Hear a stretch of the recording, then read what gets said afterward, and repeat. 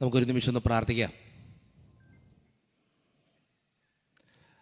കരുണിവാനായ ഞങ്ങളുടെ സ്വർഗീയ പിതാവേ, ഞങ്ങളുടെ പ്രാർത്ഥനകൾക്ക് ഉത്തരം തരുന്ന സ്വർഗീയ അപ്പച്ച, ഇന്നുവരെ കാത്തു സൂക്ഷിച്ചതിനും അനുഗ്രഹിച്ചതിനും കൊണ്ടു നടക്കുന്നതിനൊക്കെ നന്ദി പറയാണ്.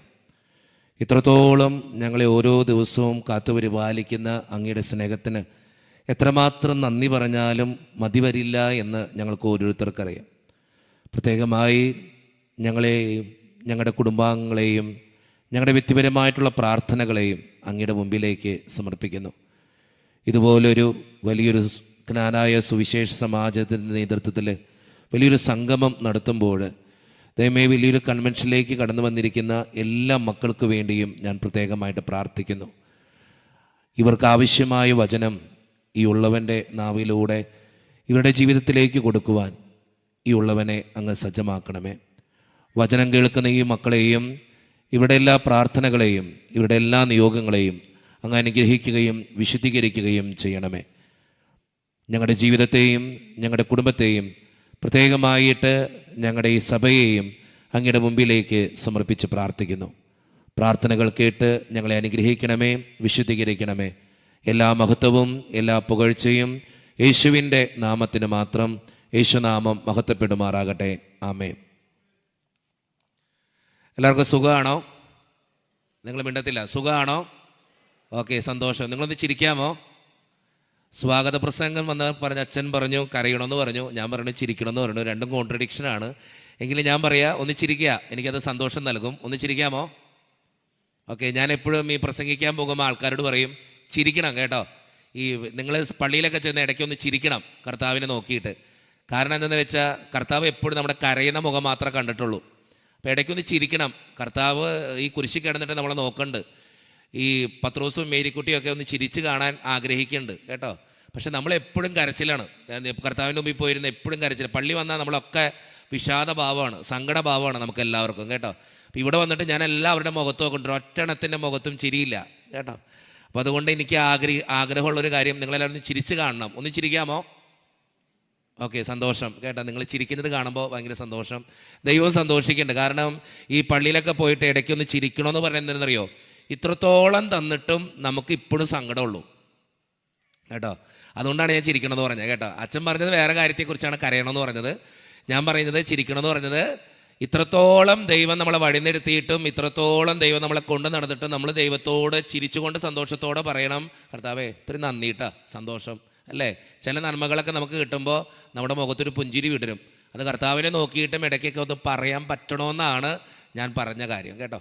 അപ്പം അതുകൊണ്ട് ഈ വലിയ ഒരു സംഗമത്തിലേക്ക് എന്നെ വിളിച്ച പ്രത്യേകമായിട്ട് ഈ സുവിശേഷ സമാജത്തിൻ്റെ എല്ലാ ആൾക്കാരെയും ഒത്തിരി സ്നേഹത്തോടു കൂടി ഓർക്കുകയാണ്. ഏറ്റവും സ്നേഹത്തോടു കൂടി ഓർക്കുക അഭിമന്യ തിരുമനസിനെയാണ്. തിരുമനസിൻ്റെ സാന്നിധ്യം ഇവിടെയുണ്ട്. ഞങ്ങൾ കുറച്ച് നേരം വർത്താനമൊക്കെ പറഞ്ഞു. വളരെ സുന്ദരനായൊരു പിതാവ് കേട്ടോ. വളരെ സ്നേഹത്തോടു കൂടി ഓർക്കുന്നു. വളരെ നല്ല ഭംഗിയുണ്ട് പിതാവിനെ കാണാൻ. ഞാൻ പിതാവിനെ കണ്ടപ്പോൾ പിതാവിൻ്റെ താടിയാണ് ശ്രദ്ധിച്ചത്. പിതാവിന് നല്ല ഭംഗിയുണ്ട് കാണാൻ. അതുകൊണ്ട് താടി എനിക്കൊരു വീക്ക്നെസ്സാണ്. അതുകൊണ്ടാണ് ഞാൻ വെച്ച് കഷ്ടപ്പെടുന്നത്. പക്ഷേ പിതാവിൻ്റെ നല്ല താടി ആയതുകൊണ്ടും നന്നായിട്ട് സംസാരിക്കും പിതാവ്. വളരെ സ്നേഹത്തോടെയാണ് സംസാരിക്കുക. കുറച്ച് നേരം സംസാരിക്കാൻ പറ്റി. അപ്പോൾ ഇവനെ തിരുമനസിനെ ഒത്തിരി സ്നേഹത്തോടു കൂടി ഓർക്കുന്നു. മറ്റെല്ലാ അച്ഛന്മാരെയും സ്നേഹത്തോടു കൂടി ഓർക്കുകയാണ്. മുകളിലിരിക്കുന്നവരുണ്ട്, താഴെ ഇരിക്കുന്നവരുണ്ട്.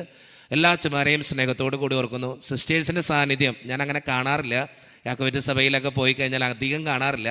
ഈ പുത്തമേലിക്കര ഭാഗത്തൊക്കെ കണ്ടിട്ടുണ്ട്. ഇപ്പോഴാണ് ഞാൻ കുറച്ചുകൂടി കാണുന്നത്.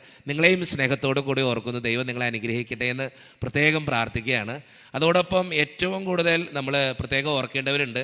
ഇതിന് പിന്നിൽ ഒത്തിരി പേരുടെ കഷ്ടപ്പാടും അധ്വാനവും ഉണ്ട്. ഇതിൻ്റെ സംഘാടകർ. നമുക്കൊരു നല്ല കൈഡി അവർക്ക് കൊടുക്കാം അല്ലേ? അല്ലെങ്കിൽ നല്ലൊരു കൈഡി കൊടുക്കാം.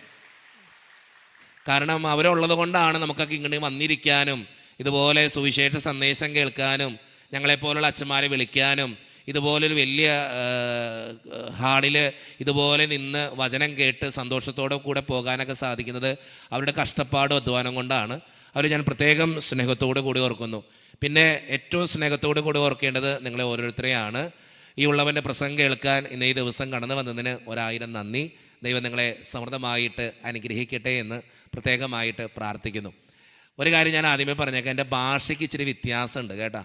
അത് കേൾക്കുമ്പോൾ തന്നെ നിങ്ങൾക്ക് മനസ്സിലായിട്ടുണ്ടാവും. ഒരു തൃശ്ശൂർ സ്ലാങ് കയറി വരും.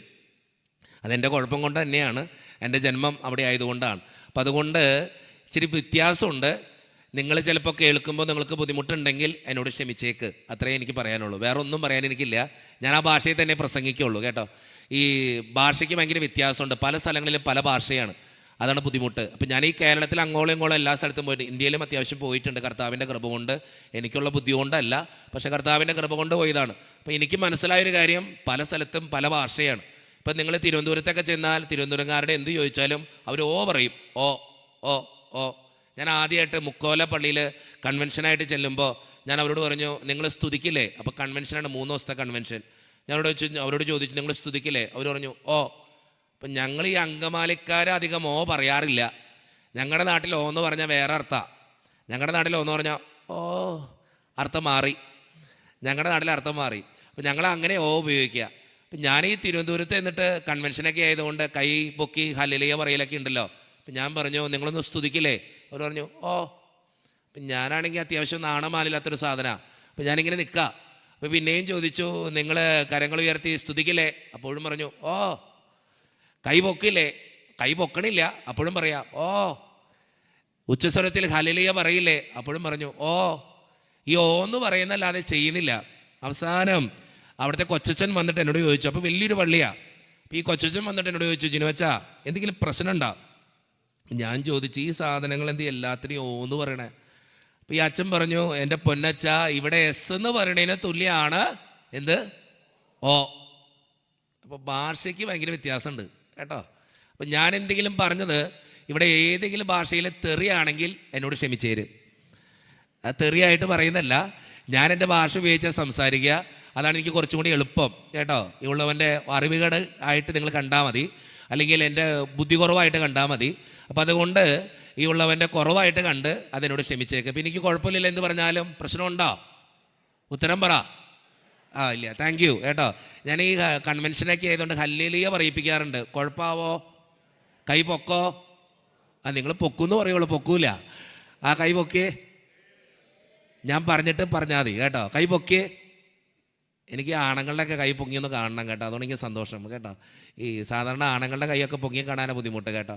പക്ഷേ ഈ കഴിഞ്ഞ ആഴ്ച മുഴുവൻ ഈ കോതമംഗല സൈഡിൽ യാക്കോബേറ്റ് പള്ളിയിൽ ഒത്തിരി പള്ളികളിൽ കൺവെൻഷനായിരുന്നു കേട്ടോ. കൈ പൊക്കി പിടിക്കേ, അത് കുഴപ്പമില്ലെന്നേ. ഇച്ചിരി അത് പൊക്കി പിടിച്ചെന്ന് വെച്ചത് ഒന്നും പോണില്ല കേട്ടോ. ഇങ്ങനെ ഹല്ലേലൂയ പറഞ്ഞേ, ശരി ശബ്ദത്തിൽ പറയാമോ? ഇടത്തെ കാര്യം കൂടെ ഉയർത്തി പിടിക്കാമോ?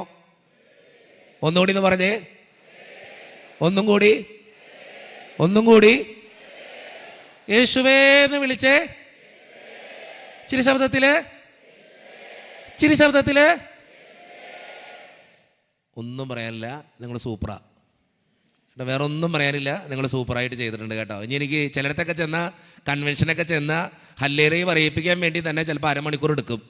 ഇത് നിങ്ങളങ്ങനെയല്ല, നിങ്ങൾ പ്രാർത്ഥിച്ചൊരുങ്ങി എത്രത്തോളം ദൈവവചനം സ്വീകരിക്കാൻ പറ്റുമോ അത്രത്തോളം ദൈവവചനം സ്വീകരിക്കണം എന്നുള്ള ആഗ്രഹത്തോടെ വന്നിരിക്കുകയാണ് അല്ലേ? ആണോ? ആയി. ഇത് എത്രാമത്തെ കൺവെൻഷനാ? ഈ 24ാമത്തെ കൺവെൻഷൻ. 24 വർഷമായി കേട്ടോ ഇതുപോലൊരു കൺവെൻഷൻ, ഇതുപോലെ ആൾക്കാർ വന്ന് ഇത്രത്തോളം കൺവെൻഷനൊക്കെ നടത്തണു. അല്ലാതെ നിങ്ങളുടെ പള്ളിയിലൊക്കെ കൺവെൻഷൻ ഉണ്ട് ഇല്ലേ? ഇല്ലേ? ഉണ്ട്, ഇഷ്ടം പോലെ കൺവെൻഷൻ കൂടുന്നവരാണ് നമ്മളൊക്കെ കേട്ടോ. ഞാൻ മിക്കവാറും ഈ ധ്യാനിപ്പിക്കാനും കൺവെൻഷനൊക്കെ പോകുമ്പോൾ ചോദിക്കുന്നൊരു ചോദ്യമുണ്ട്, ഒരു വൃത്തികെട്ട ക്വസ്റ്റ്യനാണ്. ചോദിക്കാൻ പാണ് കേട്ടോ, എന്നോട് ആരും ആരിഷ്യപ്പെട്ട് നോക്കണ്ട. ചോദിക്കുന്ന ചോദ്യം വൃത്തികെട്ട ക്വസ്റ്റ്യനാണെന്ന് എനിക്കറിയാം, പക്ഷെ ചോദ്യം നല്ല ചോദ്യമാണ്. എന്നിട്ടാണെന്നറിയും ചോദ്യം, സ്വർഗത്തിൽ പോകുന്ന ഉറപ്പുള്ളവർ ഒന്ന് കൈവക്കേ. നോണയാണെങ്കിൽ ഉണ്ടല്ലോ, ഞാൻ ഒന്നും പറയണില്ല. സാധാരണ ധ്യാനത്തിനൊക്കെ ചെന്നാൽ എന്തെങ്കിലുമൊക്കെ ഞാൻ പറയണതാ, പുഴുത്ത് പോകുന്നു ഒക്കെ പറയണതാ. ഇത് ഞാനൊന്നും പറയണില്ല. സ്വർഗത്തിൽ പോകുന്ന ഉറപ്പുള്ളവർ കൈവക്കേ.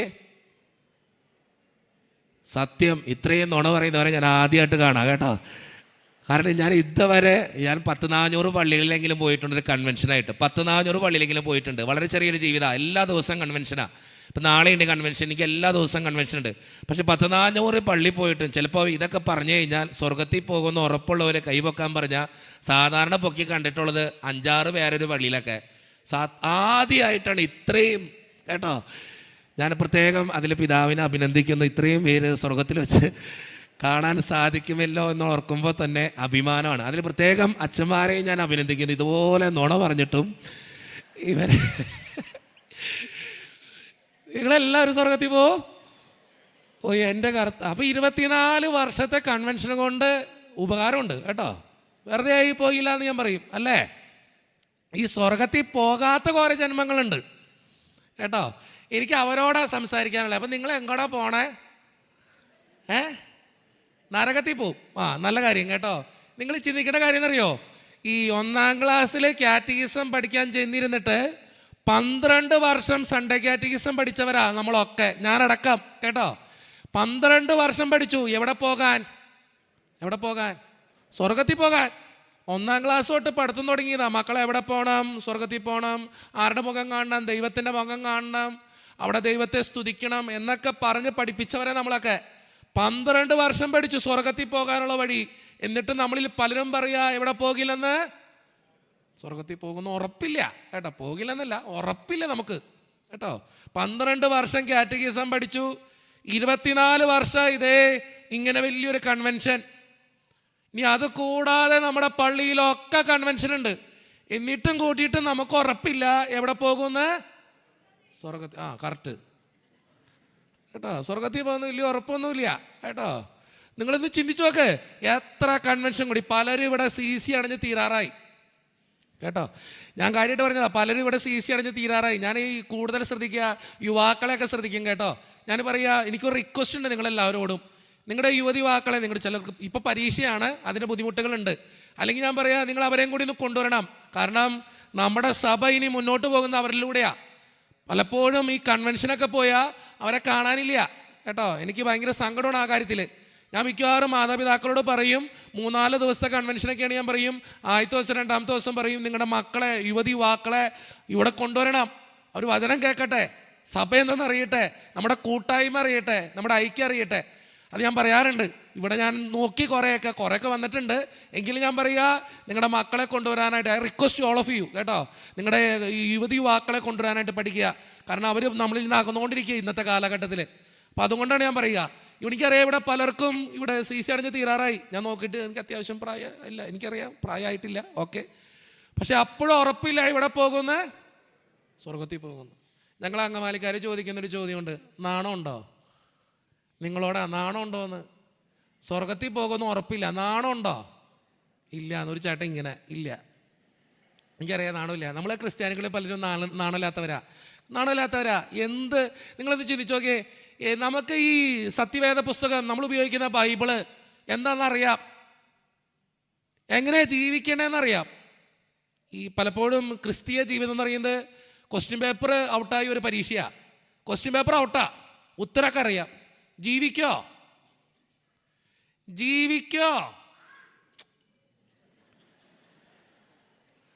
അവനാകെ അതുള്ളത്, അത് അവനെ ജീവിക്കുന്ന അവൻ ഉറപ്പാ. ബാക്കിയുള്ളവരോട് നിങ്ങൾ ജീവിക്കോ?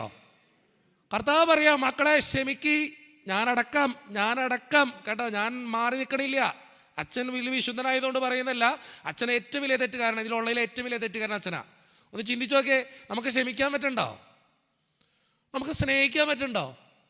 നമുക്ക് വിട്ടുകൊടുക്കാൻ പറ്റുന്നുണ്ടോ? പക്ഷേ 24 എല്ലാ വർഷത്തെയും കൺവെൻഷന് നമ്മളിങ്ങനെ വന്നിരിക്കും, കേൾക്കും, ഒരാഴ്ച കഴിയുമ്പോഴേക്കും പോകും. ഇത്രേ ഉള്ളൂ കൺവെൻഷൻ.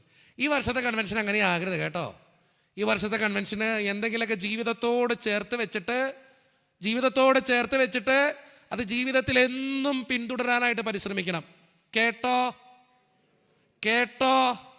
ബൈബിളിൽ വളരെ സുന്ദരമായൊരു വചനമുണ്ട്, ചെവിയുള്ളവൻ. എന്തുകൊണ്ടാണ് കർത്താവ് അങ്ങനെ പറഞ്ഞേ? എല്ലാവർക്കും ചെവിയുണ്ടെന്ന് കർത്താവിനറിയാം. പിന്നെയും കർത്താവ് പറയാ, ചെവിയുള്ളവൻ കേൾക്കട്ടെ. എന്തുകൊണ്ടായിരിക്കും അങ്ങനെ പറഞ്ഞേ? എന്തോരം പറഞ്ഞാലും കേറാത്ത ചില ജന്മങ്ങൾ അന്നുണ്ട്. ഞാൻ പറഞ്ഞിട്ടില്ല, നിങ്ങളെന്നെ പറഞ്ഞു നിന്നുണ്ടെന്ന് കേട്ടോ. ഞാൻ പറയുന്നൊരു കാര്യം, ഈ കൺവെൻഷൻ പ്രസംഗം തുടങ്ങുന്നതിന് മുമ്പ് പറയുന്നൊരു കാര്യം, ചെവി ഉണ്ടാവട്ടെ കേട്ടോ. ചെവി ഉണ്ടെന്ന് എനിക്കറിയാം. ചെവി ഉണ്ടാവട്ടെ. എന്ത്? എൻ്റെ ജീവിതത്തിൽ ഒന്ന് മാറ്റം വരുത്താൻ ഈ കൺവെൻഷനെ കൊണ്ട് ഞാൻ തയ്യാറെടുക്കുമെന്നുള്ള ചിന്ത നിങ്ങളുടെ ചെവിയിലൂടെ കയറി, മനസ്സിൽ കയറി, ഹൃദയത്തിൽ കയറി, നിങ്ങളുടെ പ്രവൃത്തിയിലേക്ക് കൊണ്ടുവരാൻ നിങ്ങൾക്ക് കഴിയട്ടെ എന്ന് മാത്രം ആദ്യമേ ആശംസിക്കുന്നു. വളരെ ഉയർത്തി പറഞ്ഞേ ഹല്ലേലൂയ.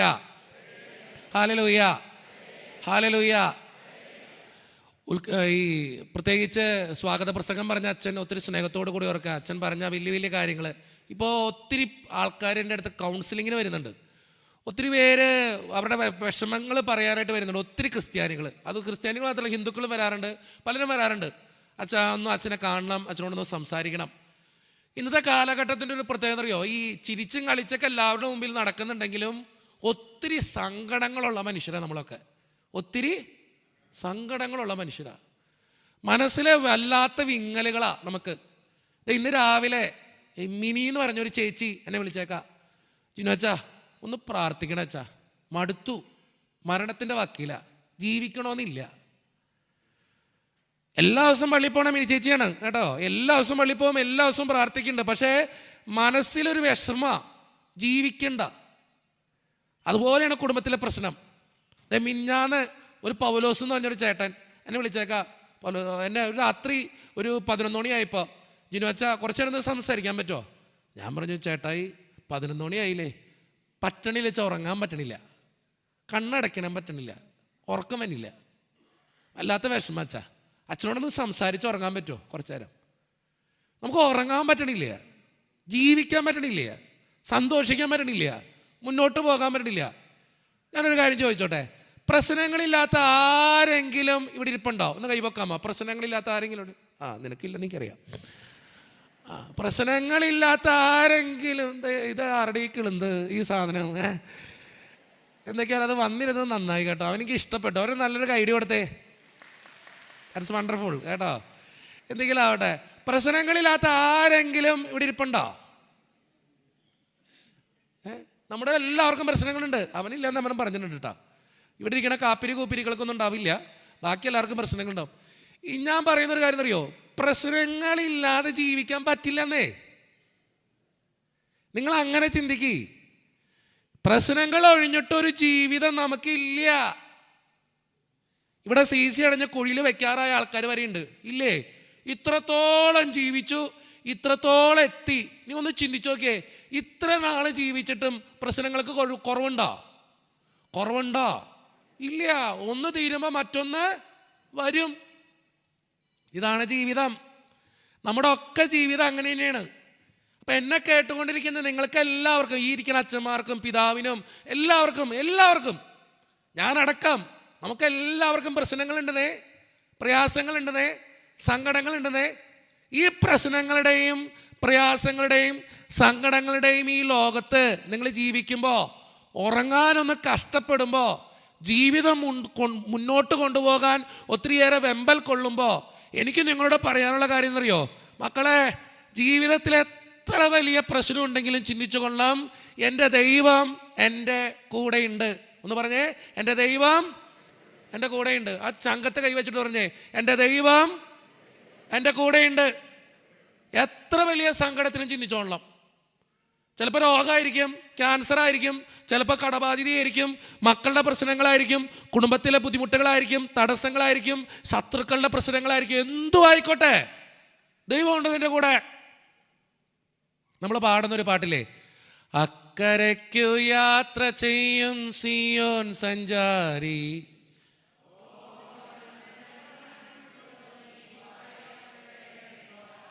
നിർത്ത്, മതി. ഈ ആണുങ്ങളൊക്കെ പാടണം കേട്ടോ. എൻ്റെ ഒരു പ്രത്യേകത അറിയാം, നമ്മൾ ഈ കൗൺസിലിംഗ് ഒക്കെ ചെയ്യണോണ്ടേ എല്ലാവരുടെയും മുഖത്ത് നോക്കും. അപ്പം നിങ്ങൾ പാടുന്നത് കാണുന്നില്ലെങ്കിൽ നമുക്ക് സങ്കടമാണ്. അപ്പോൾ അവിടെ ഇരിക്കുന്ന ചേട്ടന്മാരൊക്കെ ഞാൻ നോക്കണ്ട, ഇങ്ങനെ അവർ പാടുന്നുണ്ടോ, വായ അനങ്ങുന്നുണ്ടോ. ഈ ഒരു കാര്യം ചോദിച്ചോട്ടെ, ഏറ്റവും കൂടുതൽ ഹാർട്ട് അറ്റാക്ക് വരുന്ന ആർക്കാ? ഹാർട്ട് അറ്റാക്ക് ആണുങ്ങൾക്കാ, ശരിയല്ലേ? ഞാൻ ഏറ്റവും കൂടുതൽ കേട്ടിട്ടുള്ളത് ഹാർട്ട് അറ്റാക്ക് വന്ന് മരിച്ചു എന്ന് കേട്ടിട്ടുള്ളത് ആണുങ്ങൾക്കാ. സ്ത്രീകൾക്ക് അങ്ങനെ വരാറില്ല. എന്തുകൊണ്ടാണെന്ന് ചിന്തിച്ചണ്ടോ? ഈ ആണുങ്ങളുടെ ഒരു പ്രത്യേകത, ജന്മത്തെ അനങ്ങത്തില്ല, ചിരിക്കത്തില്ല, മിണ്ടത്തില്ല. ഈ ഇവിടെ ഇരിക്കുന്ന ചില ചേട്ടന്മാർ ചിന്തിക്കണം, ആ കത്തനാരെ എന്തെങ്കിലും പറഞ്ഞ് പോട്ടെ, നമുക്കതൊക്കെ അന്വേഷിക്കേണ്ട ആവശ്യമില്ല. ആ പുള്ളി ആ വന്ന വഴിക്ക് തന്നെ പോക്കോളും കേട്ടോ. ആ കത്തനാർ ഒരു നീല ഊറാലി ഇട്ടിട്ട് വന്ന് എന്തോ പറയുന്നുണ്ട്, അതെന്ന് പറഞ്ഞിട്ട് പോട്ടെ, അങ്ങനെ ചിന്തിക്കല്ലേ കേട്ടോ. നിങ്ങൾ ഇടയ്ക്കൊക്കെ ഒന്ന് സ്വസ്ഥമായിട്ട് ഇത് ചിരിക്കാൻ പഠിക്കുക, ഇടയ്ക്കൊന്ന് കരയി, ഇടയ്ക്കൊക്കെ ഒന്ന് സ്വസ്ഥമായിട്ട് നടക്ക്, വലിയ വർത്താനൊക്കെ പറയി, അല്ലെങ്കിൽ ഞാൻ പറയാം ചത്തു. ഞാൻ കാര്യമായിട്ട് പറഞ്ഞതാ. ഇന്നത്തെ ആൾക്കാർ ഈ എല്ലാ പ്രശ്നങ്ങളും ഉള്ളിൽ ഒതുക്കി ഒരിക്കലും അങ്ങോട്ട് പൊട്ടും. ഇതാണ് ഹാർട്ട് അറ്റാക്ക് കേട്ടോ. ഈ സ്ത്രീകൾക്ക് എന്തുകൊണ്ട് ഹാർട്ട് അറ്റാക്ക് വരാത്ത അധികം? ഞാൻ അധികം കേട്ടിട്ടൊന്നുമില്ല. സ്ത്രീകൾ ഹാർട്ട് അറ്റാക്ക് വന്ന് മരിച്ചു ഞാൻ കേട്ടിട്ടില്ല. എന്തുകൊണ്ടാണ് സ്ത്രീകൾക്ക് ഹാർട്ട് അറ്റാക്ക് വരാത്ത? അവർ ഈ ലോകമെങ്ങും പോയി സകല സൃഷ്ടികളോടും കുറ്റം പറഞ്ഞ് ജീവിക്കണോണ്ട് ഞാനത് പോസിറ്റീവായിട്ട് പറഞ്ഞതാ. ജന്മത്ത് ഹാർട്ട് അറ്റാക്ക് വരില്ല. ഞാൻ കണ്ടിട്ടില്ല ഹാർട്ട് അറ്റാക്ക് വന്നൊരു സ്ത്രീ മരിച്ചു എന്ന്. അവരുടെ ഒരു പ്രത്യേകത അറിയോ?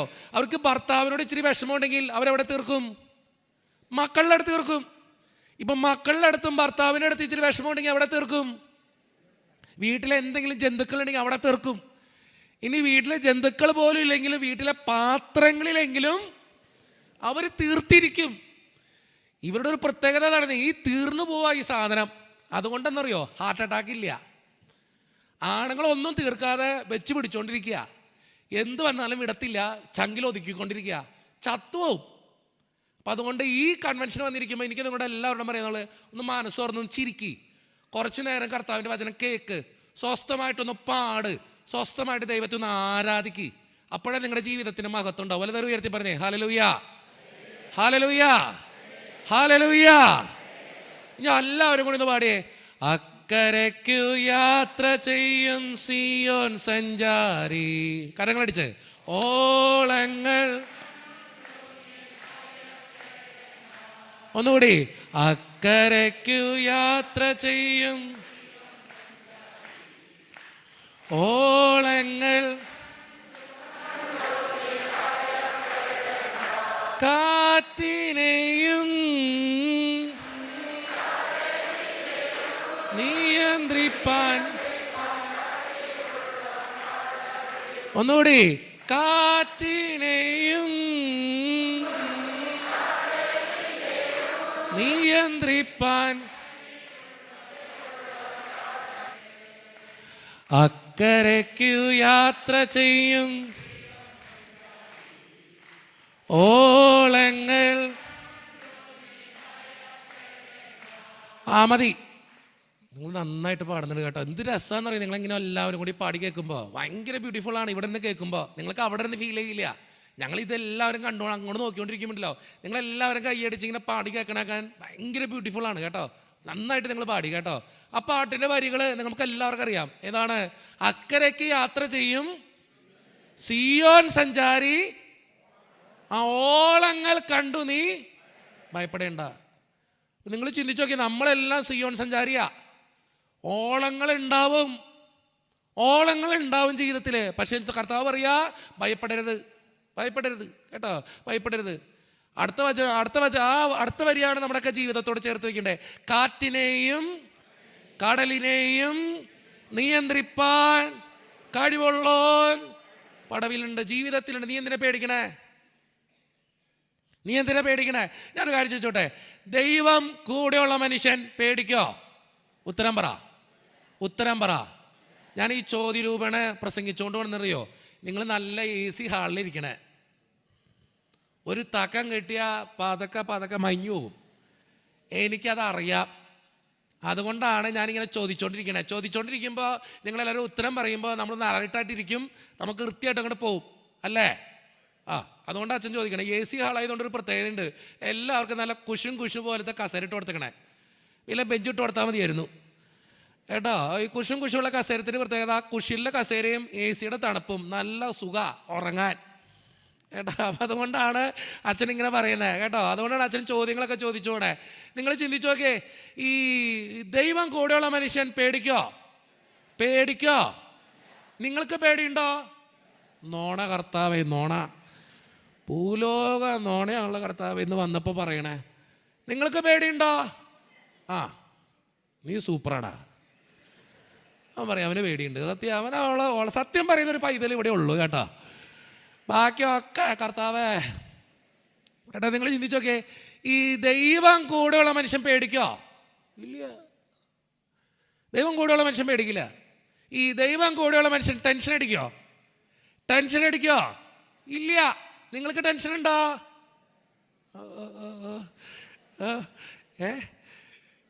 ചിന്തിച്ചോക്ക് എൻ്റെ സ്നേഹം നിറഞ്ഞ ദൈവജനമേ. നമ്മൾ ഭയങ്കര ടെൻഷനാ, ഭയങ്കര ആകുലതയാ. ഈ പുറപ്പാട് 14:14 ആരെങ്കിലും വചന ബൈബിളൊക്കെ കൊണ്ടുവന്നുണ്ടോ? എടുക്കുന്നതൊക്കെ നല്ലതാ. പുറപ്പാട് 14:14 ഒന്ന് എടുത്തേ.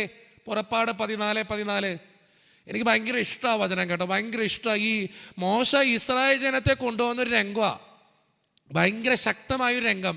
മോശ ഇസ്രായേൽ ജനത്തെ കൊണ്ടുപോകുമ്പോൾ മുൻപിലെ കടല, പിന്നിൽ ഈജിപ്ഷ്യൻ സൈന്യ. മുൻപോട്ട് പോകാനും പറ്റില്ല, പിന്നോട്ട് പോകാനും പറ്റില്ല. രണ്ട് സൈഡിലും പാറയിടക്ക, രണ്ട് സൈഡിലും പാറയിടക്ക്. ആ സൈഡിലേക്കും പോകാനും പറ്റില്ല, ഇപ്പുറ സൈഡിലേക്കും പോകാനും പറ്റില്ല. യെസ്, നിങ്ങൾ മിണ്ടാതിരുന്നാൽ മതി. ഈ 4 പാടും ചുറ്റപ്പെട്ടൊരവസ്ഥയിൽ ഈ മോശയും ഇസ്രായേൽ ജനം നിൽക്കുന്നൊരു രംഗമാണത്. മുൻപിൽ കടല്, പിന്നിൽ ഈജിപ്ഷ്യൻ സൈന്യം, രണ്ട് സൈഡിലും പാറയിടക്ക്, 4 പാടും ചുറ്റപ്പെട്ടൊരവസ്ഥ. മുൻപോട്ട് പോകാനും പറ്റില്ല, പിന്നോട്ട് പോകാനും പറ്റില്ല, സൈഡിലേക്ക് പോകാനും പറ്റില്ല. നമ്മുടെയൊക്കെ ജീവിതത്തിലുണ്ട് ഇതുപോലൊരു അനുഭവം. 4 പാടും ചുറ്റപ്പെട്ടൊരവസ്ഥ. എങ്ങോട്ട് പോകും, എന്ത് ചെയ്യും, എങ്ങനെ ജീവിക്കും, എങ്ങനെ ഇത് ഫേസ് ചെയ്യും എന്നറിയാൻ പറ്റാത്ത ചില സാഹചര്യങ്ങൾ. അങ്ങനെ 4 പാടും ചുറ്റപ്പെട്ട അവസ്ഥയിൽ ദൈവവചനം എടുത്തൊന്ന് വായിക്കണം. ജീവിതത്തിൽ എന്ത് ചെയ്താലാ ജയിക്കാൻ പറ്റുക എന്നുള്ള ഒത്തിരിയേറെ വേദന ജനിപ്പിക്കുന്ന ചിന്തകൾ ഉണ്ടാകുന്ന സാഹചര്യത്തിൽ ഈ വചനം എടുത്തൊന്ന് വായിക്കണം. പുറപ്പാട് 14:14 ഇസ്രായേൽ ജനത്തോട് മോശ പറഞ്ഞ വളരെ സുന്ദരമായൊരു ഡയലോഗ് ഉണ്ട്. എന്തായിരുന്നു ആ ഡയലോഗ്? മക്കളെ, നിങ്ങൾ യുദ്ധം ചെയ്യും, നിങ്ങൾ മിണ്ടാതിരിക്കുവിൻ എന്ന് പറഞ്ഞു. അതായത് എവിടെ നെയ്യാ ശരീരി നല്ല കാര്യം. അങ്ങനെ ഒരു മയക്കം പിടിച്ചോണ്ടിരുന്ന ഇതൊക്കെ കേൾക്കാൻ പറ്റും. ഒന്നുകൂടി വായിച്ചേ. യഹോവ നിങ്ങൾക്ക് വേണ്ടി യുദ്ധം ചെയ്യും, നിങ്ങൾ മിണ്ടാതിരിക്കുവിൻ എന്ന് പറഞ്ഞു. ചേച്ചിയുടെ പേരെന്നാ? സുമ. സുന്ദരിയാ. വായിച്ചോ. അപ്പൊ അതുകൊണ്ട് യഹോവ നിങ്ങൾക്ക് വേണ്ടി യുദ്ധം ചെയ്യും, നിങ്ങൾ മിണ്ടാതിരുന്നാ മതി, മിണ്ടാതിരുന്നാ മതി. അത് ഞാൻ POC ബൈബിൾ ഉപയോഗിക്കുക. ഞങ്ങളുടെ ബൈബിൾ പറയുന്നറിയോ? നിങ്ങൾ ശാന്തരായിരുന്നാ മതി, ശാന്തരായിരുന്നാ മതി. ദൈവം നിങ്ങൾക്ക് വേണ്ടി യുദ്ധം ചെയ്യും, നിങ്ങൾ ശാന്തരായിരുന്നാ മതി. ജീവിതത്തിൽ ഒത്തിരി പ്രശ്നങ്ങളുള്ളവരാണ് നമ്മൾ, ഒത്തിരി സങ്കടങ്ങളുള്ളവരാണ് നമ്മൾ. പക്ഷെ നീ ഓർത്തുകൊള്ളാം, എന്തിനും പോകുന്നൊരു ദൈവം നിന്റെ കൂടെയുണ്ട്. വലതറി ഉയർത്തി പറ ഹല്ലേലൂയ, ഹല്ലേലൂയ. ഞാനൊരു കാര്യം ചോദിച്ചോട്ടെ, ഇത്രത്തോളം നിങ്ങൾ ജീവിച്ചു, ഇവിടം വരെ എത്തി. ഒറ്റ കാര്യം ചോദിക്കുന്നുള്ളൂ, നിങ്ങളുടെ മാത്രം കഴിവുകൊണ്ടാണോ നിങ്ങളിവിടെ എത്തിയേ? ഉത്തരം പറ. അല്ല. നിങ്ങളുടെ മാത്രം പ്രാപ്തിയാണോ? നിങ്ങളുടെ മാത്രം അധ്വാനമാണോ? നിങ്ങളുടെ മാത്രം സ്വപ്നമാണോ? നിങ്ങളുടെ മാത്രം കഷ്ടപ്പാടാണോ? അല്ല. ഇതെല്ലാം ദൈവം തന്നതാ. ഈ ഇത്രത്തോളം ഇവിടെ എത്തി നിൽക്കുന്നത് വരെ ദൈവത്തിൻ്റെ കരവരുതാ. നിങ്ങൾ ചിന്തിച്ചോക്കെ, ഇത്രത്തോളം എത്തിച്ചവന് ഇനിയും നോക്കാൻ അറിയില്ലേ? ഉത്തരം പറ. പിന്നെന്തിനാ ടെൻഷൻ അടിക്കണേ?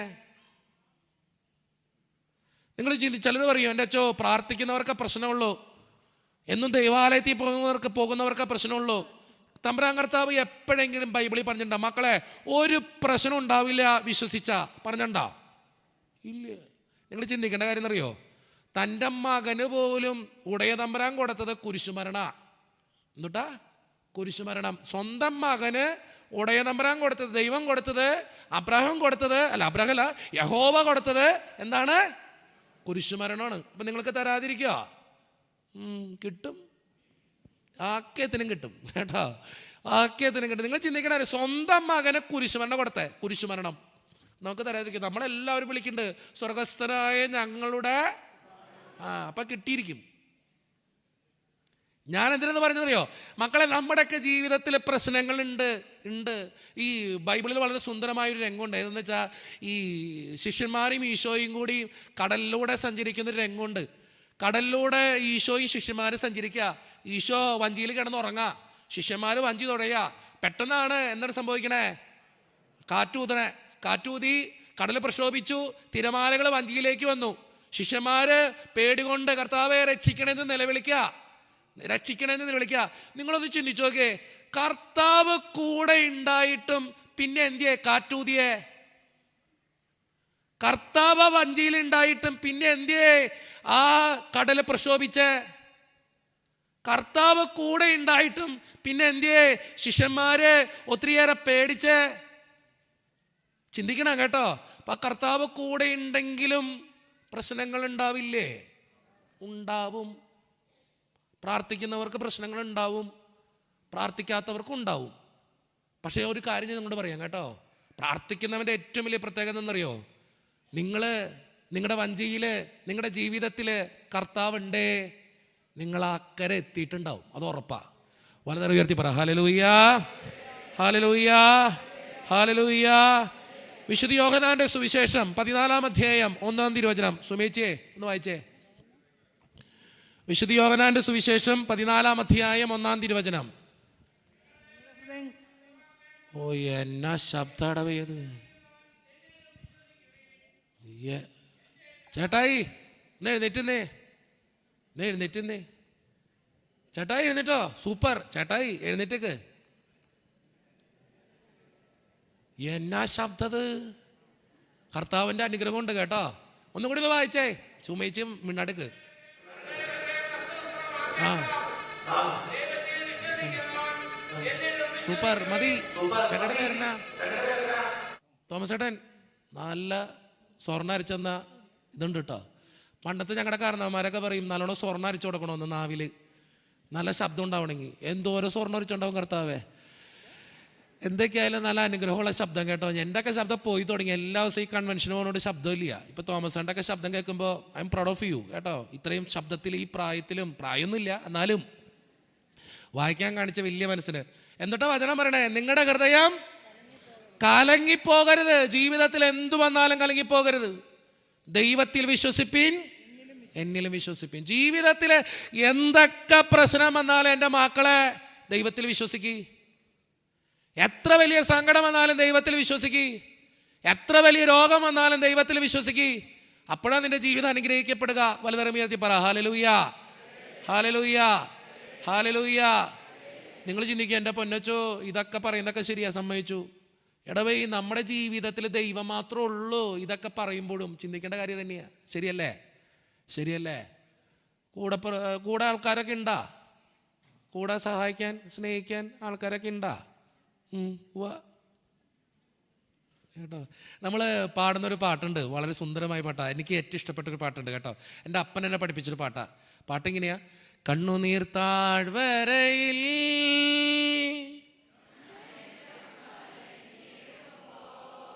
ശബ്ദത്തിൽ കണ്ണുനീർ വാർത്തവനൻ.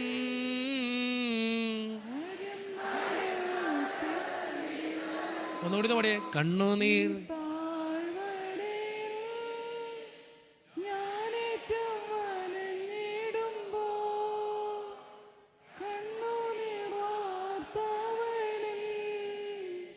കാര്യം നടത്തി. അടുത്ത വരി,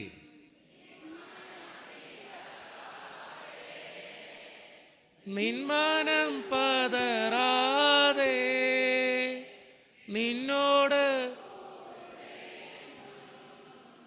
ഞാനുണ്ട്. അടുത്ത വരി അറിയോ? തീച്ചൂള സിംഹക്കുഴി പൊട്ടക്കിണർ.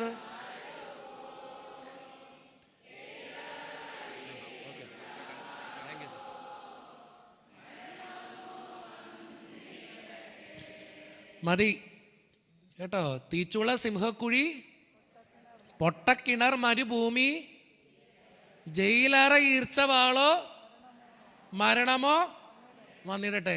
അങ്ങനെയുള്ള അവസ്ഥകളിൽ പോലും ഒറ്റ കാര്യം ചിന്തിച്ചാൽ മതി, നിന്മനം ഇളകാതെ, നിന്മനം പതറാതെ, നിന്നോട് കൂടെ എന്നും ഞാനുണ്ട് അന്ത്യം വരെ. എനിക്ക് ഏറ്റവും ഇഷ്ടപ്പെട്ട ഒരു പാട്ടാ. ക്രിസ്തീയ ഭക്തിഗാനങ്ങളിൽ ഏത് പാട്ട് വന്നാലും ഈ പാട്ടിൻ്റെ തട്ട് താണിഞ്ഞിരിക്കും. അതിൻ്റെ കാരണം അത്രയും അർത്ഥവത്തായ ഒരു പാട്ടാ. അതിൻ്റെ ആദ്യത്തെ വരെ ഇങ്ങനെ: കണ്ണുനീർ താഴ്വരയിൽ ഞാൻ ഏറ്റം വലഞ്ഞിടുമ്പോൾ കണ്ണുനീർ വാർത്തവനൻ കാര്യം നടത്തി തരുമെന്ന്. എന്ത് രസമാണെന്ന് നോക്കിയാൽ വരി. ജീവിതത്തിൽ നീ കണ്ണുനീർ വാർത്തയൊക്കെ അറിയുമ്പോൾ കാര്യം നടത്തി തരുന്നൊരു തമ്പുരാൻ നിന്റെ കൂടെ ഉണ്ടെന്ന് നീ വിശ്വസിക്കുക. എത്രയൊക്കെ സങ്കടം വന്നാലും ദൈവം നമ്മളെ കൈവിടില്ലടോ. ആരൊക്കെ നമ്മളെ കൈവിട്ടാലും ദൈവം കൈവിടില്ല. ആരൊക്കെ നമ്മൾ ഉപേക്ഷിച്ചാലും ദൈവം നമ്മൾ ഉപേക്ഷിക്കില്ല. തുടക്കത്തിലെ പ്രാർത്ഥനയുടെ സമയത്ത് ആ സഹോദരൻ പറഞ്ഞില്ലേ, പെറ്റമ്മ നിന്നെ മറന്നാലും ഞാൻ നിന്നെ മറക്കില്ല. ദൈവം പറഞ്ഞ വളരെ സുന്ദരമായൊരു വചനം അത്. ദൈവം മറക്കില്ല നമ്മളെ. നിങ്ങൾ ചിന്തിക്കുന്നുണ്ടോ നമ്മുടെ കൂടെ ഇരിക്കണവരൊക്കെ കൂടെ ഉണ്ടാവുമെന്ന്? ഉണ്ടാവോ? ഓ, ജീവിത പങ്കാളി ഉണ്ടാവോ? മിണ്ടല്ലേ. ആവശ്യമില്ലാത്തൊക്കെ ഉത്തരം പറഞ്ഞ് ഈ കൺവെൻഷൻ നടത്തി ഞാൻ എൻ്റെ പണിക്ക് പോവും, ഞാൻ എൻ്റെ പാട്ടിന് പോവും. ആവശ്യമില്ലാത്ത ഉത്തരം പറഞ്ഞ് പിന്നെയും ചെല്ലണത് ആ വീട്ടിലേക്ക് തന്നെയാണ്. എന്നിട്ട് തൊട്ടടുത്തിരുന്നിട്ട് പറയാ ജീവിത പങ്കാളി ഉണ്ടാവില്ലെന്ന്. കേട്ടോ, ഞാനൊരു കാര്യം ചോദിച്ചു, ജീവിത പങ്കാളി ഉണ്ടാവാം, മിണ്ടരുത്. സിമ്പിൾ ക്വസ്റ്റ്യൻ ചോദിച്ചാൽ ഇപ്പോൾ ഇതിന് ഉത്തരം കിട്ടും കേട്ടോ. ഈ ജീവിത പങ്കാളി കൂടെ ഉണ്ടാകുമെന്ന് വിശ്വസിക്കുന്നവരോട് ഒറ്റ ചോദ്യം ചോദിച്ചത്, അടുത്തൊരു ജീവിതം ഉണ്ടെങ്കിൽ ഈ ജീവിത പങ്കാളി തന്നെ മതി എന്നുള്ള എത്ര പേരുണ്ട്? കൈവക്കണ്ട. ഒരു ചേട്ടൻ ചങ്കത്ത് വെക്കുക, എൻ്റെ പൊന്നച്ചാ ഈ ജീവിതത്തിൽ തന്നെ ഇതിനെ കൊണ്ടുപോകാൻ പറ്റണില്ല, വേറൊരിടത്തെ കുത്തിയെടുക്കാൻ പറ്റുമെങ്കിൽ ഞാൻ എടുത്തേനെ. പക്ഷെ എന്നിട്ട് അച്ഛൻ പറയുക അടുത്തൊരു ജീവിതത്തിൽ ഇതിനെ തന്നെ കൊണ്ടുപോകാൻ പറ്റണ്ട. അപ്പം മനസ്സിലായി എത്ര പേരുടെ കൂടെ ഒരു പ്രശ്നം ഉണ്ടായാൽ ജീവിത പങ്കാളി ഉണ്ടാവുമെന്ന്. ശരിയല്ലേ? ജീവിത പങ്കാളി ഉണ്ടാവോ? ചിന്തിക്ക്. ഒരു പ്രശ്നം വന്ന ജീവിത പങ്കാളി ഉണ്ടാവുമെന്ന് ചിന്തിച്ചു നോക്ക്. ആദ്യം കുറ്റപ്പെടുത്തുന്നതായിരിക്കും, നിന്റെ കുഴപ്പം കൊണ്ടല്ലേടി, നിന്റെ അപ്പൻ്റെ സ്വഭാവമല്ലേടി, നിന്റെ വീട്ടിൽ നിന്ന് കൊണ്ടുവന്നല്ലേടി, നിന്റെ അപ്പൻ്റെ ഗുണം കാണിച്ചാടി. കേൾക്കണ്ട്. പലരുടെയും ചിരി എന്നെ പലതും പഠിപ്പിക്കുന്നു കേട്ടോ. ഒന്ന് ചിന്തിച്ചു നോക്ക്, ജീവിത പങ്കാളി ഉണ്ടാവുന്നു. മക്കളുണ്ടാവോ? ഒരു പ്രശ്നം വന്ന അടുത്തൊരു ക്വസ്റ്റ്യൻ ചോദിക്കാം. ഞാൻ ക്വസ്റ്റ്യൻ്റെ വീതി തന്നെയാണ് കേട്ടോ, ക്വസ്റ്റ്യൻ കുറേയും ചോദിക്കും. ക്വസ്റ്റ്യൻ ചോദിച്ചാൽ കൃത്യമായിട്ട് മനസ്സിലാവും. എനിക്ക് പ്രായമാകുമ്പോൾ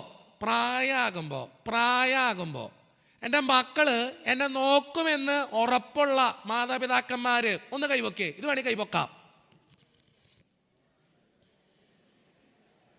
വിദേശത്താണെങ്കിലും കുഴപ്പമില്ല, നോക്കുമെന്ന് ഉറപ്പാണെങ്കിൽ പൊക്ക്. എന്നോടൊന്നും ചോദിക്കണ്ട, പൊക്കി പിടിച്ചേ നോക്കട്ടെ. ക്രാനാക്കാരുടെ ഇടയിൽ എത്ര എണ്ണം പൊക്കും നോക്കൂന്ന്.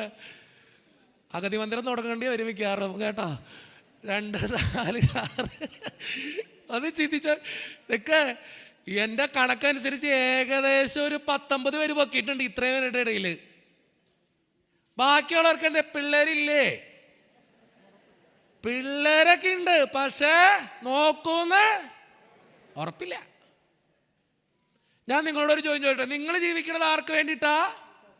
മക്കൾക്ക് വേണ്ടിയിട്ടാന്ന് നിങ്ങൾ പറയണു. പക്ഷെ ഈ മക്കളെ നിങ്ങളെ നോക്കുന്നു നിങ്ങൾക്ക് ബെസ്റ്റ് ജീവിതം. ചിന്തിച്ചോക്ക്. ഇത്രത്തോളം നിങ്ങൾ പറയണു മക്കൾക്ക് വേണ്ടിയിട്ട് ജീവിക്കണേന്ന്. മക്കളെ നോക്കി മക്കൾക്ക് നമ്മളെ വേണ്ട, ജീവിത പങ്കാളിക്ക് വേണ്ട, കൂടപ്പിറപ്പിന് വേണോ? ചോരയ്ക്ക് ചോര എന്നൊക്കെ പണ്ട് പഴമക്കാർ പറയും. ഇപ്പം ചോരയ്ക്ക് ചോര. ഒരു പ്രശ്നം ഉണ്ടായ ആദ്യം ഓടുന്നത് അവന്മാരാ. ശരിയല്ലേ? പക്ഷെ ആ കാര്യത്തിൽ ഞാൻ നിങ്ങളെ കുറച്ചും കൂടെയൊക്കെ ബഹുമാനിക്കും കേട്ടോ. ഒരു പ്രശ്നം ഉണ്ടായ കട്ടയ്ക്ക് കൂടെ വെക്കണവരെ നിങ്ങൾ അല്ലേ? മൗനം വിദ്വാന് ഭൂഷണം കേട്ടോ. അതുകൊണ്ട് ഞാൻ മിണ്ടണില്ല. കട്ടയ്ക്ക് കൂടെ വെക്കണവരാ. ചിന്തിച്ചു നോക്ക്. നമ്മൾ ക്രിസ്ത്യാനികളൊക്കെ അങ്ങനെയാണ് കേട്ടോ. സുഹൃത്തുക്കൾ ഉണ്ടാവോ?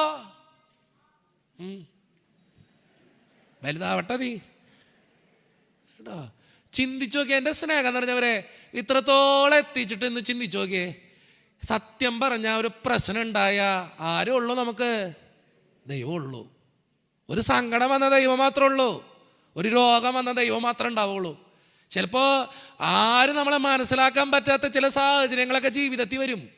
എത്രത്തോളം സ്നേഹിച്ചിട്ടും എത്രത്തോളം ചേർത്ത് പിടിച്ചിട്ടും എത്രത്തോളം കൊണ്ടുനടന്നിട്ടും ഒരു കറിവേപ്പില പോലെ മാറ്റിക്കളയുന്ന അനുഭവങ്ങൾ ജീവിതത്തിലുണ്ടാവും. പക്ഷെ അപ്പോഴൊക്കെ നീ ഓർക്കേണ്ട കാര്യം എന്നറിയോ? എന്നെ സ്നേഹിക്കുന്ന, എന്നെ മനസ്സിലാക്കുന്ന, എന്നെ കൊണ്ടു നടക്കുന്ന ആരൊക്കെ എന്നെ ഉപേക്ഷിച്ചാലും എന്നെ ഉപേക്ഷിക്കാത്ത ഒരു തമ്പുരാൻ, എൻ്റെ അപ്പൻ എൻ്റെ കൂടെയുണ്ട്. വലതരം ഉയർത്തി പറ ഹല്ലേലൂയാ, ഹല്ലേലൂയാ, ഹല്ലേലൂയാ. അത്രയും നിങ്ങൾ ചിന്തിച്ചാൽ മതി. That's enough. നിങ്ങൾ ചോദിക്കും, എൻ്റെ പൊന്നച്ച അച്ഛനതൊക്കെ പറയാൻ എളുപ്പാ, അച്ഛനെ കുടുംബവും ഇല്ല, ഞങ്ങൾ കല്യാണം കഴിക്കാത്ത അച്ഛന്മാരാ, സിംഗിളായിട്ട് ജീവിക്കണവരാ. അപ്പോൾ നിങ്ങളുടെ മുഖത്തൊക്കെ ഒരു ചിരി. അച്ഛന് ഇനി ഒന്നും അറിയണ്ടല്ലോ. സത്യമല്ലേ? അച്ഛനൊന്നും അറിയണ്ട, കല്യാണം കഴിക്കണ്ടേ. നിങ്ങളുടെ അച്ഛന്മാർക്കണി കല്യാണം കഴിക്കോ? കഴിക്കും. ഭാഗ്യവന്മാർ കേട്ടോ. ഏതെങ്കിലും ഭാഗ്യമാണെന്ന് അവരോട് ചോദിച്ചാൽ മതി. ഞാൻ ഏതെങ്കിലും കൊച്ചന്മാരൊക്കെ നന്നായിട്ട് നോക്കിക്കോളും കേട്ടോ. എന്തെങ്കിലും ആവട്ടെ. ഒന്ന് ചിന്തിച്ചു നോക്കിയേ. ഞങ്ങളാണെങ്കിൽ ഒറ്റത്തടിയായിട്ട് ജീവിക്കണവന്മാരാ. വലിയ ഇതൊന്നുമില്ല.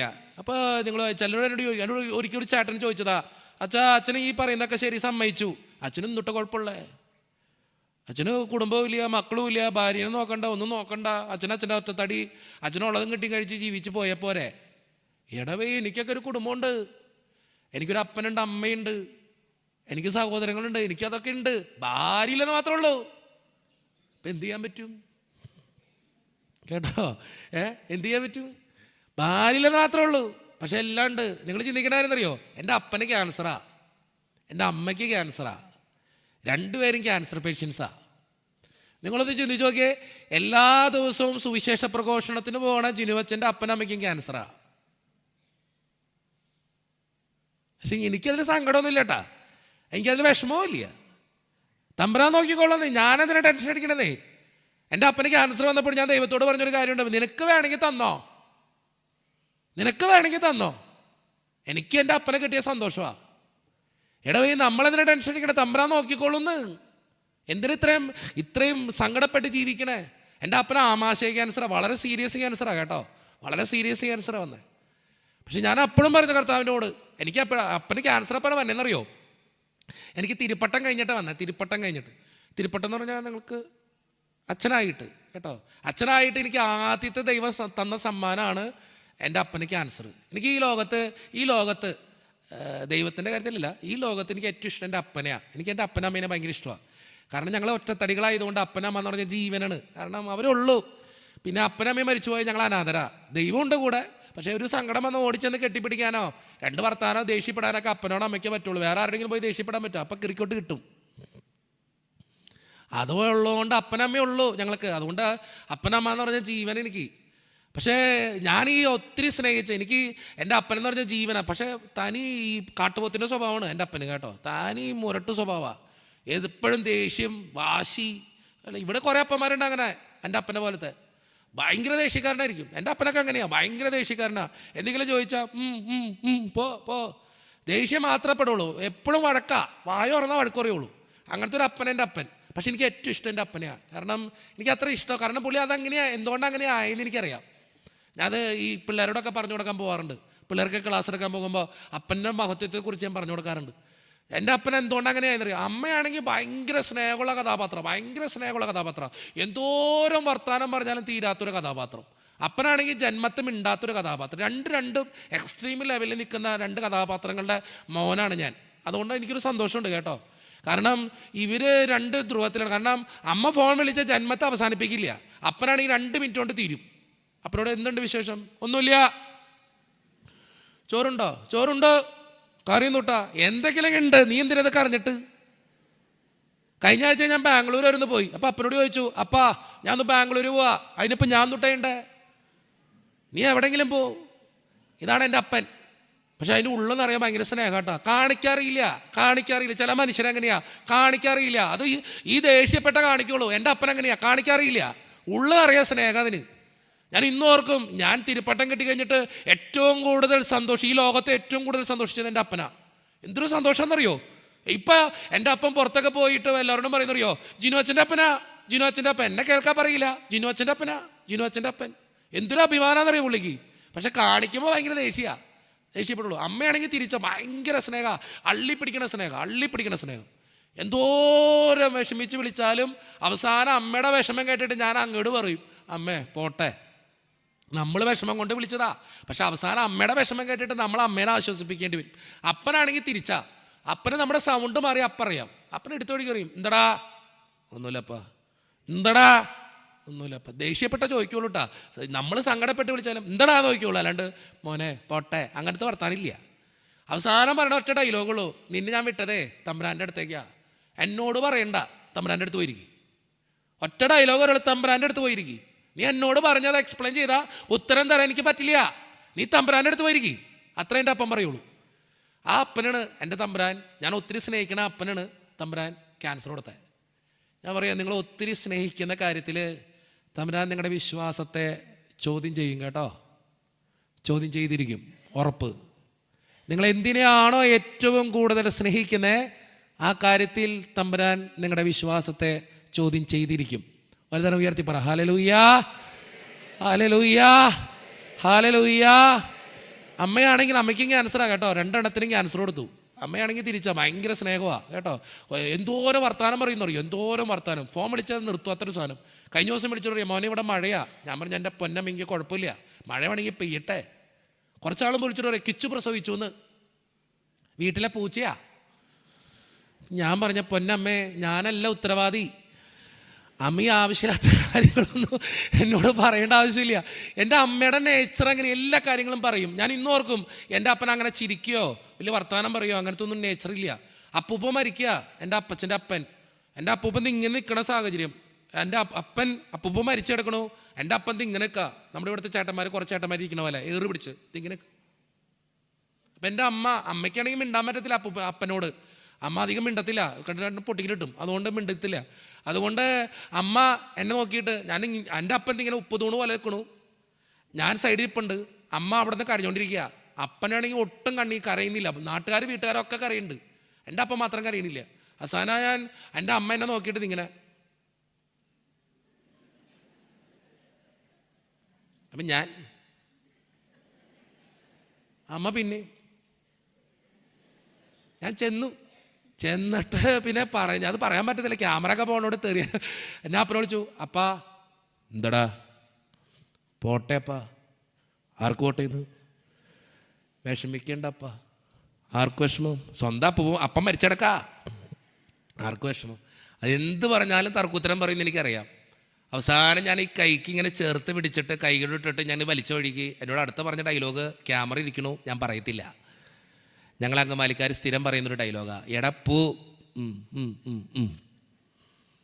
കേട്ടോ. പക്ഷേ എനിക്ക് ഈ ലോകത്തെ ഏറ്റവും ഇഷ്ടം എൻ്റെ അപ്പനെയാണ്.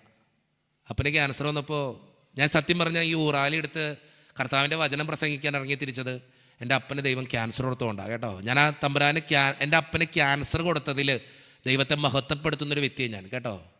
എൻ്റെ അപ്പന് ക്യാൻസർ കൊടുത്തതിൽ ഞാൻ ദൈവത്തെ മഹത്വപ്പെടുത്തുന്ന വ്യക്തിയാണ്. കാരണം അപ്പന് ക്യാൻസർ കൊടുത്തില്ലായിരുന്നുവെങ്കിൽ ജിനുവച്ചൻ നിങ്ങളുടെ മുമ്പിൽ നിൽക്കില്ലായിരുന്നു കേട്ടോ. വലുതരം ഉയർത്തി പറഞ്ഞു ഹല്ലേലൂയാ, ഹല്ലേലൂയാ, ഹല്ലേലൂയാ. ഞാൻ പറയുന്നത് ചില ദുരിതങ്ങൾ, ചില വേദനകൾ, ചില സങ്കടങ്ങളൊക്കെ വരുമ്പോൾ നിങ്ങൾ ചിന്തിച്ചുകൊള്ളണം, നമ്മുടെ ജീവിതത്തിൽ ദൈവത്തിന് എന്തോ പദ്ധതി ഉണ്ട് അതിൻ്റെ പിന്നിൽ.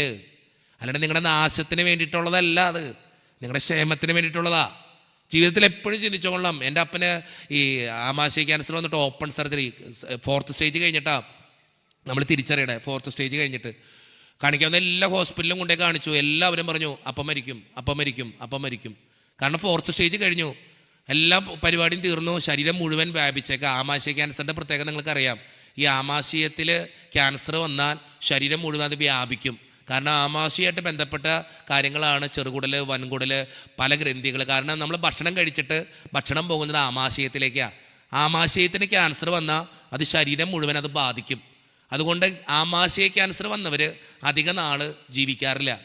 എൻ്റെ അപ്പന് ക്യാൻസർ വന്നിട്ട് ഞങ്ങൾ തൊട്ടടുത്തുള്ള LF ഹോസ്പിറ്റലിൽ കൊണ്ടേ കാണിച്ചപ്പോൾ ഡോക്ടർ പറഞ്ഞു, ജിനുവച്ച അപ്പന് ക്യാൻസറാ, 4th സ്റ്റേജ് കഴിഞ്ഞേക്കാ, അപ്പനോട് പറയണ്ടട്ടാ, അപ്പനോട് പറയണ്ടെന്ന്.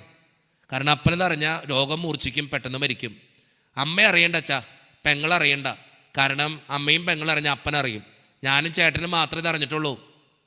അവിടെ നിന്ന് അപ്പനെ കാണിക്കാവുന്ന എല്ലാ ഹോസ്പിറ്റലും കൊണ്ടേ കാണിച്ചു. എല്ലാവരും വിധി എഴുതി, അപ്പം മരിക്കും, അപ്പം മരിക്കും, അപ്പം മരിക്കും. കാരണം 4th സ്റ്റേജ് കഴിഞ്ഞു, ശരീരം മുഴുവൻ ക്യാൻസർ ബാധിച്ചേക്കണു. അവസാനം ലൂർദ് ഹോസ്പിറ്റലിലെ മധു ഡോക്ടർ, നിങ്ങൾ ആർക്ക് വേണമെങ്കിലും സംശയമുണ്ടോ പോയി ചോദിച്ചോ. ലൂർദ് ഹോസ്പിറ്റലിലെ മധു ഡോക്ടറിൻ്റെ അടുത്ത് ഞങ്ങൾ ഡോക്ടർ കണ്ട വഴിക്ക് ഞങ്ങൾ ചോദിച്ചു, ഡോക്ടറെ എന്തെങ്കിലും വഴിയുണ്ടോ? അച്ഛാ ഒന്നും ചെയ്യാൻ പറ്റത്തില്ല, 4th സ്റ്റേജ് കഴിഞ്ഞേക്കാം. റിപ്പോർട്ടുകൾ മുഴുവൻ പരിശോധിച്ചിട്ട്, ഞാൻ ചുരുക്കി പറയാം, റിപ്പോർട്ടുകൾ മുഴുവൻ പരിശോധിച്ചിട്ട് പറയാം, അച്ഛാ വേറൊന്നും ചെയ്യാനില്ല, അപ്പം മരിക്കും. ഡോക്ടറോട് ഞാൻ പറഞ്ഞു, ഡോക്ടർ എന്തെങ്കിലും ഒരു വഴി. എൻ്റെ കണ്ണീര് കണ്ടിട്ട് ഡോക്ടർ പറഞ്ഞു, അച്ഛാ ഓപ്പൺ സർജറിയേ പറ്റുള്ളൂ. ഓപ്പൺ സർജറി എന്ന് വെച്ചാൽ കഴുത്തിൻ്റെ ഇവിടെ തൊട്ട് അടിവയറ് വരെ ഇങ്ങനെ കീറണം. ഇത് കീറി വെച്ചിട്ട് പിന്നെ സർജറി ചെയ്യാൻ പറ്റുള്ളൂ, തുറന്നോ ഓപ്പൺ സർജറി ചെയ്യാൻ പറ്റുള്ളൂ. ഡോക്ടറോട് പറഞ്ഞു, ഡോക്ടറെ നമുക്ക് ചെയ്യാം. എൻ്റെ ചേട്ടനോട് ചോദിച്ചൊരു ചോദ്യമുണ്ട്, ജിനുവേ നീ എന്തിൻ്റെ പേരിൽ അത് സമ്മതിക്കണേ? കാരണം ഓപ്പറേഷൻ ചെയ്യാൻ പോണ ഈ കണ്ട ഹോസ്പിറ്റൽ മുഴുവൻ പറഞ്ഞത് ഓപ്പൺ സർജറി ചെയ്താൽ അപ്പം മരിക്കുന്ന, കത്തി വെച്ചാൽ അപ്പനെ കീറിയാൽ അപ്പം മരിക്കും. കാരണം അത്രയും കണ്ടീഷൻ മോശമാണ്. അപ്പൻ്റെ റിപ്പോർട്ടുകൾ അതെന്നെ പറയണേ. ഞാൻ പറഞ്ഞു, ചേട്ടനോട് പറഞ്ഞു, ചേട്ടാ വീട്ടുകാർ ചോദിക്കില്ലേ, അപ്പന് ക്യാൻസർ വന്നിട്ട് നിങ്ങൾ 2 മക്കളുണ്ടായിട്ട് ചികിത്സിക്കാൻ പറ്റിയില്ലേന്ന്? നമ്മളിന്ന് ഉത്തരം പറയും. അവസാനം എൻ്റെ നിർബന്ധത്തിന് വഴങ്ങി ചേട്ടൻ പറഞ്ഞു എന്നാൽ നമുക്ക് ചെയ്യാടാ. ഞങ്ങളൊരു ലൂർദ് ഹോസ്പിറ്റലിലെ മധു ഡോക്ടറോട് പറഞ്ഞപ്പോൾ മധു ഡോക്ടർ പറഞ്ഞൊരു കാര്യമുണ്ട്, ജിനുവച്ചാ എനിക്ക് ഉറപ്പൊന്നുമില്ല ചെയ്ത് കഴിഞ്ഞാൽ, കാരണം ഓപ്പൺ സർജറിയാ, റിപ്പോർട്ടുകൾ വളരെ മോശമാണ് അപ്പൻ്റെ. അപ്പം അതുകൊണ്ട് നിങ്ങൾ രണ്ടുപേരും എഴുതി ഒപ്പിട്ട് തന്നെ ഓപ്പറേഷൻ്റെ സമയത്ത് എന്തെങ്കിലും സംഭവിച്ചു പോയാൽ ആശുപത്രിക്ക് അതിന് ഉത്തരവാദിത്തം ഉണ്ടാവില്ല എന്നാണ്. ഞങ്ങൾ എഴുതി ഒപ്പിട്ട് കൊടുത്ത് നിങ്ങൾ ഓർക്കേണ്ട കാര്യം, ക്യാൻസർ ഓപ്പറേഷൻ ചെയ്യാൻ പോണ അപ്പനറിയാൻ പാടില്ല അപ്പന് ക്യാൻസറാന്ന്, അമ്മയ്ക്ക് അറിയാൻ പാടില്ല, പെങ്ങൾക്ക് അറിയാൻ പാടില്ല. ഞാനുണ്ടല്ലോ. എന്നിട്ട് അപ്പനെ ഈ ഓപ്പറേഷൻ്റെ ഡേറ്റ് എടുത്തുകൊണ്ട്, ചുരുക്കി പറയാ, ഡേറ്റ് എടുത്തുകൊണ്ട് ആശുപത്രിയിലേക്ക് കൊണ്ടുപോവാ അപ്പനും ഞാനും ചേട്ടനും. അപ്പൻ്റെ 2 സുഹൃത്തുക്കൾ, നാട്ടുകാരുടെ വീട്ടുകാരോട് പറയാൻ പറ്റുമോ? ആർക്കും അറിയാൻ പാടില്ല. നേരെ ഹോസ്പിറ്റലിൽ ചെന്ന് ഓപ്പറേഷൻ തിയേറ്ററിലേക്ക് കയറ്റണ സമയത്ത് അപ്പനിങ്ങനെ കിടക്കുക, 2 കരവും ഇങ്ങനെ പിടിച്ചിട്ടുണ്ട്. ഞാൻ അപ്പൻ്റെ കൈക്ക് പിടിച്ചൊക്കെ വലത്ത് കൈക്ക്, ചേട്ടൻ്റെ അടുത്ത കൈക്ക്. ചേട്ടനിരുന്ന് കരയാ, കാരണം ഓപ്പറേഷൻ തിയേറ്ററിലേക്ക് കയറ്റണ അപ്പൻ തിരിച്ചു വരുമെന്ന് ഉറപ്പില്ല ഞങ്ങൾ 2 മക്കൾക്ക്. അപ്പനറിയാൻ പാടില്ല ആ കേസ്, അപ്പന് ക്യാൻസറാണ്, അപ്പനെ ട്രീറ്റ്മെൻറ്റിനെ കയറ്റണേന്ന്. അപ്പനിങ്ങനെ നിൽക്കുന്നുണ്ട്. അപ്പൻ നോക്കി കഴിഞ്ഞപ്പോൾ ചേട്ടൻ കരയാ, എൻ്റെ ചേട്ടൻ കരയാ. ചേട്ടൻ കരയണപ്പോൾ അപ്പൻ ചോദിച്ചു, ഡാ ബിനു എന്താ പ്രശ്നം? ഞാൻ പറഞ്ഞു, എടാ പോയേ നീ. ഞാൻ ഇങ്ങനെ തട്ടി, ഞാൻ അധികം കരയാത്തൊരു ടീമാ. ഞാൻ ചേട്ടനിങ്ങനെ തട്ടിയിട്ട് പറഞ്ഞു, ചേട്ടൻ പോയി, കൈ പിടിച്ചിട്ട് പോയി. ഞാനിങ്ങനെ നിൽക്കുക, എൻ്റെ മുഖം ഇങ്ങനെ ചുമക്ക, കണ്ണ് നിറയാ, കാരണം അപ്പനറിയാം ഞാൻ അധികം കരയില്ല എന്നറിയാം, എന്ത് വന്നാലും പിടിച്ചിക്കണൊരു മോനാന്നറിയാം. അപ്പൻ എന്നോട് ചോദിച്ചു, നിൻ്റെ മുഖം എന്താടാ ചുമക്കണേ?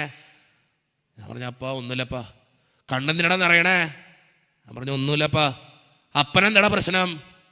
ഞാൻ പറഞ്ഞു, ഒന്നുമില്ലപ്പാ. ഞാനിങ്ങനെ നിന്ന് പരിങ്ങ, പിന്നെ ചേട്ടൻ എന്തിനൊക്കെ അറിയണേ? ഞാൻ പറഞ്ഞു, ഒന്നുമില്ലപ്പാ. അവളെന്തേ? അമ്മ എന്തേന്ന് ചോദിക്കണേ? വരുവപ്പാ. പെങ്ങളെന്താടാ? വരുവപ്പാ. പിന്നെ നീ എന്തിനാ ഇങ്ങനെ പരങ്ങണേ? ഞാനിങ്ങനെ നിന്ന് പരങ്ങണുണ്ടപ്പോൾ അവിടുത്തെ നേഴ്സ് വന്നിട്ട് പറഞ്ഞു, ജിനുവച്ചാ സമയമായി, നേരെ ഓപ്പറേഷൻ തിയേറ്ററിലേക്ക് കയറ്റാ. ഓപ്പറേഷൻ തിയേറ്ററിലേക്ക് കയറ്റിയ സമയത്ത് ഞാൻ അങ്ങോട്ട് പോയെന്നറിയോ, ഈ ലൂർദ് ഹോസ്പിറ്റലിൽ ചെറിയൊരു ചാപ്പലുണ്ട്, ചെറിയൊരു പള്ളി. ഈ പള്ളിയിൽ കർത്താവിൻ്റെ തൂങ്ങപ്പെട്ട രൂപമുണ്ട്. നിങ്ങൾക്കറിയാം ഞങ്ങളുടെ പള്ളിയിലൊക്കെ കർത്താവിൻ്റെ തൂങ്ങപ്പെട്ട രൂപം ഉണ്ടാവും. ഈ തൂങ്ങപ്പെട്ട രൂപത്തിൻ്റെ മുമ്പിൽ പോയി നിന്നു ഞാൻ. അന്ന് ഈ കുപ്പായിട്ടുണ്ട്, ഈ ലോഹ ഈ കുപ്പായിട്ട്. അന്ന് വരെ എൻ്റെ കരങ്ങൾ പൊന്തിയിലായിരുന്നു. പക്ഷെ അന്ന് എൻ്റെ അപ്പനെ ഓപ്പറേഷൻ തിയേറ്ററിലേക്ക് കയറ്റണ അന്ന് എൻ്റെ 2 കരവും ഞാൻ ഇങ്ങനെ പൊക്കി പിടിച്ചിട്ട് ഞാനിങ്ങനെ സത്യം പറഞ്ഞാൽ കുരിശിലേക്ക് നോക്കിയിരുന്ന് കരയാ. ഞാൻ അന്ന് വരെ അങ്ങനെ കരഞ്ഞിട്ടില്ല. ഞാനിന്ന് കരയെ ശരിക്കും പറഞ്ഞ കർത്താവേ, ഞാൻ അന്ന് പ്രാർത്ഥിച്ച പ്രാർത്ഥന ഇന്നും എൻ്റെ മനസ്സിലുണ്ട്.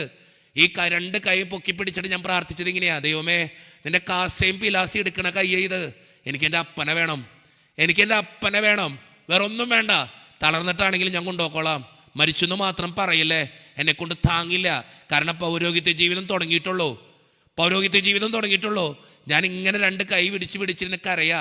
എൻ്റെ കരച്ചിൽ കണ്ടിട്ട് പള്ളിയുടെ അകത്തിരിക്കണ പലരും വന്നിട്ട് എന്നോട് ചോദിച്ചു, അച്ഛൻ എന്തിനൊക്കെ അറിയണേ? ഞാൻ പറഞ്ഞു, നിങ്ങളൊക്കെ മാറിയിരിക്കും.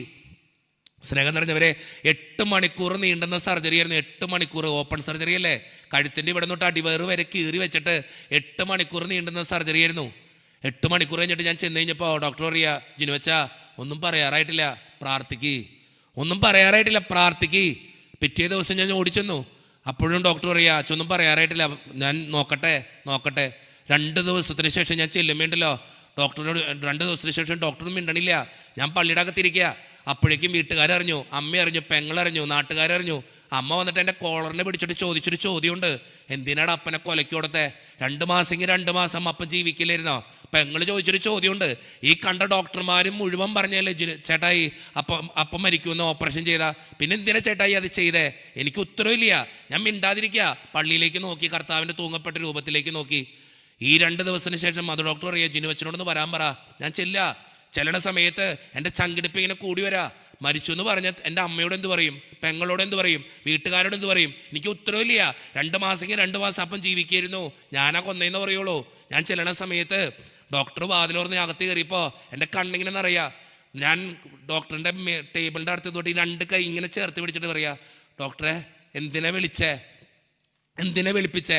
ഡോക്ടർ കസേരയിൽ നിന്ന് എഴുന്നേറ്റ് എനിക്ക് സംശയം, ദൈവമേ എന്നെ ആശ്വസിപ്പിക്കാൻ വരിക, മരിച്ചു എന്ന് പറയാനായിരിക്കും ആശ്വസിപ്പിക്കാൻ വരിക. ഞാൻ എൻ്റെ അടുത്ത് വന്നിട്ട് ഡോക്ടറിൻ്റെ പുറത്ത് ഇങ്ങനെ തട്ടിയിട്ട് എന്നോട് പറയാ, ജിനുവച്ചാ ഇന്നലെ ഞാൻ അപ്പനെ പോയി നോക്കുമ്പോൾ ഞങ്ങളൊക്കെ വിചാരിച്ചത് അപ്പം മരിച്ചു എന്നാ, കാരണം അപ്പൻ്റെ കണ്ടീഷൻ അത്ര മോശം അച്ഛാ.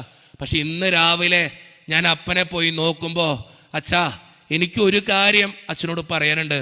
അച്ഛൻ പ്രാർത്ഥിക്കുന്ന ദൈവത്തിന് ശക്തി ഉണ്ട് കേട്ടോ. അച്ഛൻ പ്രാർത്ഥിക്കുന്ന ദൈവത്തിന് ശക്തി ഉണ്ട്. വളരെ ഉയർത്തി പറഞ്ഞേ ഹല്ലേലൂയ. Hallelujah, hallelujah. ഡോക്ടറിനോട് പറഞ്ഞൊരു കാര്യമാണ്, അച്ഛാ ഞങ്ങളൊക്കെ മരിക്കുന്നു പറഞ്ഞ അപ്പൻ ദേ ഇപ്പോ ജീവിച്ചിരിപ്പുണ്ട്. ഞങ്ങളൊക്കെ മരിക്കും എന്ന് പറഞ്ഞ അപ്പൻ ദേ ഇപ്പൊ ജീവിച്ചിരിപ്പുണ്ട്. അന്ന് ഡോക്ടർ ഒരു കാര്യം കൂടി പറഞ്ഞു എന്നോട്, ഒരു കാര്യം കൂടി എഴുതി തന്നിട്ടുണ്ട്. അച്ഛ കൂടി വന്ന അപ്പനുണ്ടല്ലോ 1 വർഷം ജീവിക്കുള്ളൂട്ടാ. ആമാശി ഇത്ര ഉള്ളൂ, 1 വർഷം ജീവിക്കുള്ളൂ അപ്പൻ. നിങ്ങളെൻ്റെ വീട്ടിൽ പോരെ, കവരപ്പറമ്പിൽ എൻ്റെ വീട്ടിൽ പോരെ. 10 വർഷം കഴിഞ്ഞു, ആ സാധനം പോയിട്ടില്ല. ഞാൻ എന്തിനത് പറഞ്ഞതറിയോ മക്കളെ? എൻ്റെ സങ്കടം പറയാനല്ല. അന്നിട്ടതാ ഈ ഊറാല, അന്നിട്ട് ഇറങ്ങി തിരിച്ചതാ ഈ ബൈബിളും കൈപ്പിടിച്ച്. ഞാൻ വിശ്വസിക്കുക എൻ്റെ ദൈവത്തിൽ, കാരണം അവൻ്റെ വചനത്തിന് ശക്തിയുണ്ട്. പ്രാർത്ഥിച്ച ദൈവം തരും, കണ്ണീരൊഴുക്കി നീ ദൈവത്തെ വിളിച്ച ദൈവം തന്നിരിക്കും, ഉറപ്പത്. അതെനിക്ക് ഉറപ്പാ. അതുകൊണ്ടാണ് ഞാൻ നിൽക്കണേ ഇങ്ങനെ. ആര് വിളിച്ചാലും പോവും, എവിടെ വിളിച്ചാലും പോവും. കാരണം എന്നറിയോ, എനിക്ക് വിശ്വാസമുണ്ട്. ദൈവത്തെ മനസ്സറിഞ്ഞ് ഒരുത്തൻ വിളിച്ച, കണ്ണീരൊഴുക്കി വിളിച്ചാൽ അവൻ ഇറങ്ങി വരും. വലത് കരം ഉയർത്തി പറഞ്ഞേ ഹല്ലേലൂയ, ഹല്ലേലൂയ, ഹല്ലേലൂയ. ഞാൻ കാര്യമായിട്ട് പറഞ്ഞേ, ഞാൻ എൻ്റെ അപ്പനെ എപ്പോഴും, എനിക്കൊരു സങ്കടം വരുമ്പോണ്ടല്ലോ അപ്പനെ വിളിക്കും വീഡിയോ കോളിൽ. എന്തിനാണെന്നറിയോ, അപ്പൻ ഷർട്ട് ഇടാണ്ട് വിൽക്കാറ് നടക്കാറുള്ള വീട്ടിൽ. അപ്പനെ വിളിച്ചിട്ട് പറയും, അപ്പാ നേരെ ഒന്ന് പിടിക്ക്. അപ്പനറിയാം ഇപ്പോൾ നേരെ പിടിക്കാൻ പറഞ്ഞ എന്തിനാന്ന്. അപ്പൻ്റെ ചതേ കഴുത്തിൻ്റെ ഇവിടെ തൊട്ട് അടിവയറ് വരെ ഒരു പാട് കിടക്കുന്നുണ്ട്. ഇപ്പോൾ വട്ടം കീറിയൊരു പാട്. ദൈവം വരച്ച വരാന്ന് ഞാൻ പറയണതിന്. നിൻ്റെയൊക്കെ ജീവിതത്തിൽ ദൈവം വരയ്ക്കും. നീ ഒന്ന് പ്രാർത്ഥിച്ചോക്ക്, നീ ഒന്ന് പ്രാർത്ഥിച്ചോക്ക്. കണ്ണീരൊഴുക്കി ദൈവത്തെ ഒന്ന് വിളിച്ചോക്ക്. നിന്റെ ഏത് സങ്കടത്തിനും ദൈവം ഉത്തരം തരുന്നേ. നിങ്ങൾ ചിന്തിക്കുന്നുണ്ടോ, നിങ്ങളുടെ ഒരു 10-30 ലക്ഷം രൂപ കടബാധ്യത മാറ്റാൻ കഴിവില്ലാത്തൊരു ദൈവമാണോ നമ്മുടെ ദൈവം? പറ. അല്ല. നിന്റെ ജീവിതത്തിന്റെ സങ്കടങ്ങൾ മാറ്റാൻ കഴിവില്ലാത്തൊരു ദൈവമാണോ നമ്മുടെ ദൈവം? പറ. അല്ലാതെ. നമ്മുടെ ദൈവം അത്രയും ശക്തിയുള്ളൊരു ദൈവമാണ്. സത്യം പറയണേ. നീ എന്നെ കണ്ടുകൊണ്ടിരിക്കുമ്പോൾ നിങ്ങൾക്ക് തോന്നും അച്ഛനൊന്നും കുഴപ്പമില്ലല്ലോ. എനിക്ക് എന്തോരം അസുഖങ്ങളുണ്ടെന്നറിയോ? എൻ്റെ തലയിലൊരു സർജറി കഴിഞ്ഞതാ കേട്ടോ, ഒരു സർജറി കഴിഞ്ഞതാ. അതിങ്ങനെ ഒരു പാട് കിടക്കുന്നു. ഞാൻ സാധാരണ കാറിന് വരാറ് ഈ ഭാഗത്തേക്കൊക്കെ ഒത്തിരി പ്രസംഗിക്കാൻ വന്നിട്ടുള്ളതാ. പക്ഷെ ഒരു ആക്സിഡൻറ്റ് ഉണ്ടായതാ, തലയിങ്ങനെ പൊളിഞ്ഞുപോയി. അതുകൊണ്ട് പിന്നെ കാറ് പതികം എടുക്കാറില്ല. അമ്മയ്ക്ക് പേടിയാ കാറിന് പോയാൽ ചിലപ്പോൾ ഈ പ്രസംഗമൊക്കെ കഴിഞ്ഞിട്ട് പോകുമ്പോൾ ക്ഷീണിച്ചു പോകും. ഞാൻ നേരത്തെ പറഞ്ഞ പോലെ AC, കാറിനകത്ത് AC, പിന്നെ കുഷൻ പോലത്തെ ഒരു കസേര ഉള്ളതുകൊണ്ട് ഉറങ്ങിപ്പോവും. അതുകൊണ്ട് ഉറങ്ങിപ്പോയതാ, വണ്ടി ഇടിക്കും. അതുകൊണ്ട് ഒരു സർജറി കഴിഞ്ഞ തലയാണ്. 16 സ്റ്റിച്ചുണ്ട് ഈ തലയിൽ. ഈ 2 കൈയുടെ സർജറി കഴിഞ്ഞതാ കേട്ടോ, 2 കൈയുടെ സർജറി കഴിഞ്ഞതാ കേട്ടോ. ഈ കൈ ഇങ്ങനെ കറക്ക, ത്രൂ ഔട്ട് കറങ്ങും. എന്നോട് ഇപ്പോൾ ഡോക്ടർമാർ പറഞ്ഞിരിക്കുന്നത് അച്ഛനെ കറക്കല്ലേ, അച്ഛനെ തേയ്മാനം വന്നുകൊണ്ടിരിക്കുക കൈക്ക്. ഞാൻ പണ്ട് എൻ്റെ യൂട്യൂബ് ചാനലൊക്കെ പോയിട്ട് ഒന്ന് അടിച്ചു നോക്കിയാൽ പണ്ടത്തെ എൻ്റെ പ്രസംഗത്തിലൊക്കെ ഞാൻ ഇങ്ങനെ കൈ കറക്കി കാണിക്കുന്നുണ്ട്. കാരണം എനിക്കിവിടെ പിടുത്തമില്ല, സർജറി കഴിഞ്ഞുകൊണ്ട് പിടുത്തമില്ല, തേയ്മാനമാണ് ഇപ്പം ഇങ്ങത്. വയറ്റത്തൊരു സർജറി കഴിഞ്ഞതൊരു കുരുണ്ടായതാണ്, ക്യാൻസർ പോലെ കേട്ടോ. ഒരു 12 സ്റ്റിച്ചിട്ടുണ്ട്. ആരും വരണ്ട, അത് കാണിച്ചു തരാൻ പറ്റില്ല. കാണാതെ വിശ്വസിക്കുക കേട്ടോ. തലയിലൊക്കെ വേണമെങ്കിൽ കാണിച്ചു തരാം. ഇത് കഴിയുമ്പോൾ വന്നാൽ മതി, ഷോ ഉണ്ടാവും. ഞാനവിടെ കുരിഞ്ഞെന്നോളാം, നിങ്ങളെല്ലാവരും കണ്ടിട്ട് നോക്കോ കേട്ടോ. ചിലരൊക്കെ കണ്ടാലേ വിശ്വസിക്കുള്ളൂ, എന്ത് ചെയ്യാൻ പറ്റും. തലയിൽ കൈക്ക് വയറ്റത്തൊരു സർജറി കഴിഞ്ഞതാ, 2 മുട്ടിന് സർജറി കഴിഞ്ഞതാ. 2 മുട്ടും ലിഗമെൻ്റ് സർജറി ആയിരുന്നു. 2 മുട്ടും 2 കണ്ണങ്കാലും സർജറി കഴിഞ്ഞതാ. നിങ്ങളെന്നെ കണ്ടാൽ പറയോ? കണ്ടാൽ പറയോ? ഇല്ല. ഇത്രയും സർജറി കഴിഞ്ഞ മനുഷ്യനാണ് ആരും എന്നെ കണ്ടാൽ പറയില്ല. കാരണം ഞാൻ നല്ല സുന്ദരനല്ലേ? പറ. ഓ എൻ്റെ കർത്താവ്, ഇത്രയും കേട്ടാൽ മതി. ഇത് ഇത്ര സർജറി ചെയ്താലും എന്താ, സുന്ദരനെന്ന് പറഞ്ഞാൽ പിന്നെ ഇത്രയും കഴിഞ്ഞില്ലേ. ഞാനൊരിക്കൽ ഈ കൊല്ലത്തെ കൈകെട്ടി ഈശോയുടെ പള്ളിയുണ്ട്, തുയ്യം പള്ളി എന്ന് പറയും, തുയ്യം പള്ളിയിൽ പോയിട്ട് ഞാനിങ്ങനെ പ്രസംഗിച്ചുകൊണ്ടിരിക്കുക. തലയിൽ സർജറി കഴിഞ്ഞതാ, കാലുമ്മ സർജറി കഴിഞ്ഞതാ. ഞാൻ ഇതൊക്കെ പറഞ്ഞു കഴിഞ്ഞപ്പോൾ മുമ്പിലിരിക്കുന്നൊരു വല്യമ്മ, ഒരു CC അടഞ്ഞ് തീരാറായ ഒരു സാധനം, ചട്ടയും മുണ്ടെടുത്തക്കണേ, എന്നെ നോക്കിയിട്ട് ഞാൻ ഇത്രയും പറഞ്ഞപ്പോൾ നെറുകന്തല തൊട്ട് കാൽപാദം വരെ സർജറി കഴിഞ്ഞാന്ന് പറഞ്ഞപ്പോൾ ഈ മുമ്പിലിരിക്കണ വല്യമ്മ എന്നെ നോക്കിയിട്ട് ഇങ്ങനെ കാണിക്കുക. ഓ, അപ്പം ഞാൻ മുമ്പിലിരിക്കണോണ്ട് ഞാൻ ചോദിച്ചു, എന്തിയേ? അപ്പം ഈ സാധനം എന്നോട് പറയാ, എൻ്റെ പൊന്നച്ച, ആകെ ഒരു പ്രതീക്ഷയോട് കൂടെയാ ഈ കൺവെൻഷന് വന്നേ.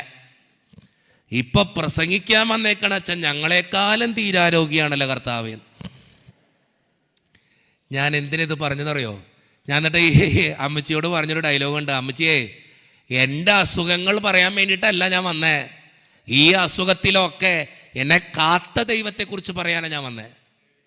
എനിക്ക് നിങ്ങളോട് പറയാനുള്ളത് തന്നെയാ, എന്തൊക്കെ ജീവിതത്തിൽ സംഭവിച്ചാലും എൻ്റെ മക്കളെ, നിന്നെ കാക്കുന്ന, കേൾക്കുന്ന, അനുഗ്രഹിക്കുന്ന, ഒരിക്കലും കൈവിടാത്തൊരു ദൈവം നിന്റെ കൂടെയുണ്ടെന്ന് നീ വിശ്വസിക്കുക. പലതരം ഉയർത്തി പറ ഹല്ലേലൂയ, ഹല്ലേലൂയ, ഹല്ലേലൂയ.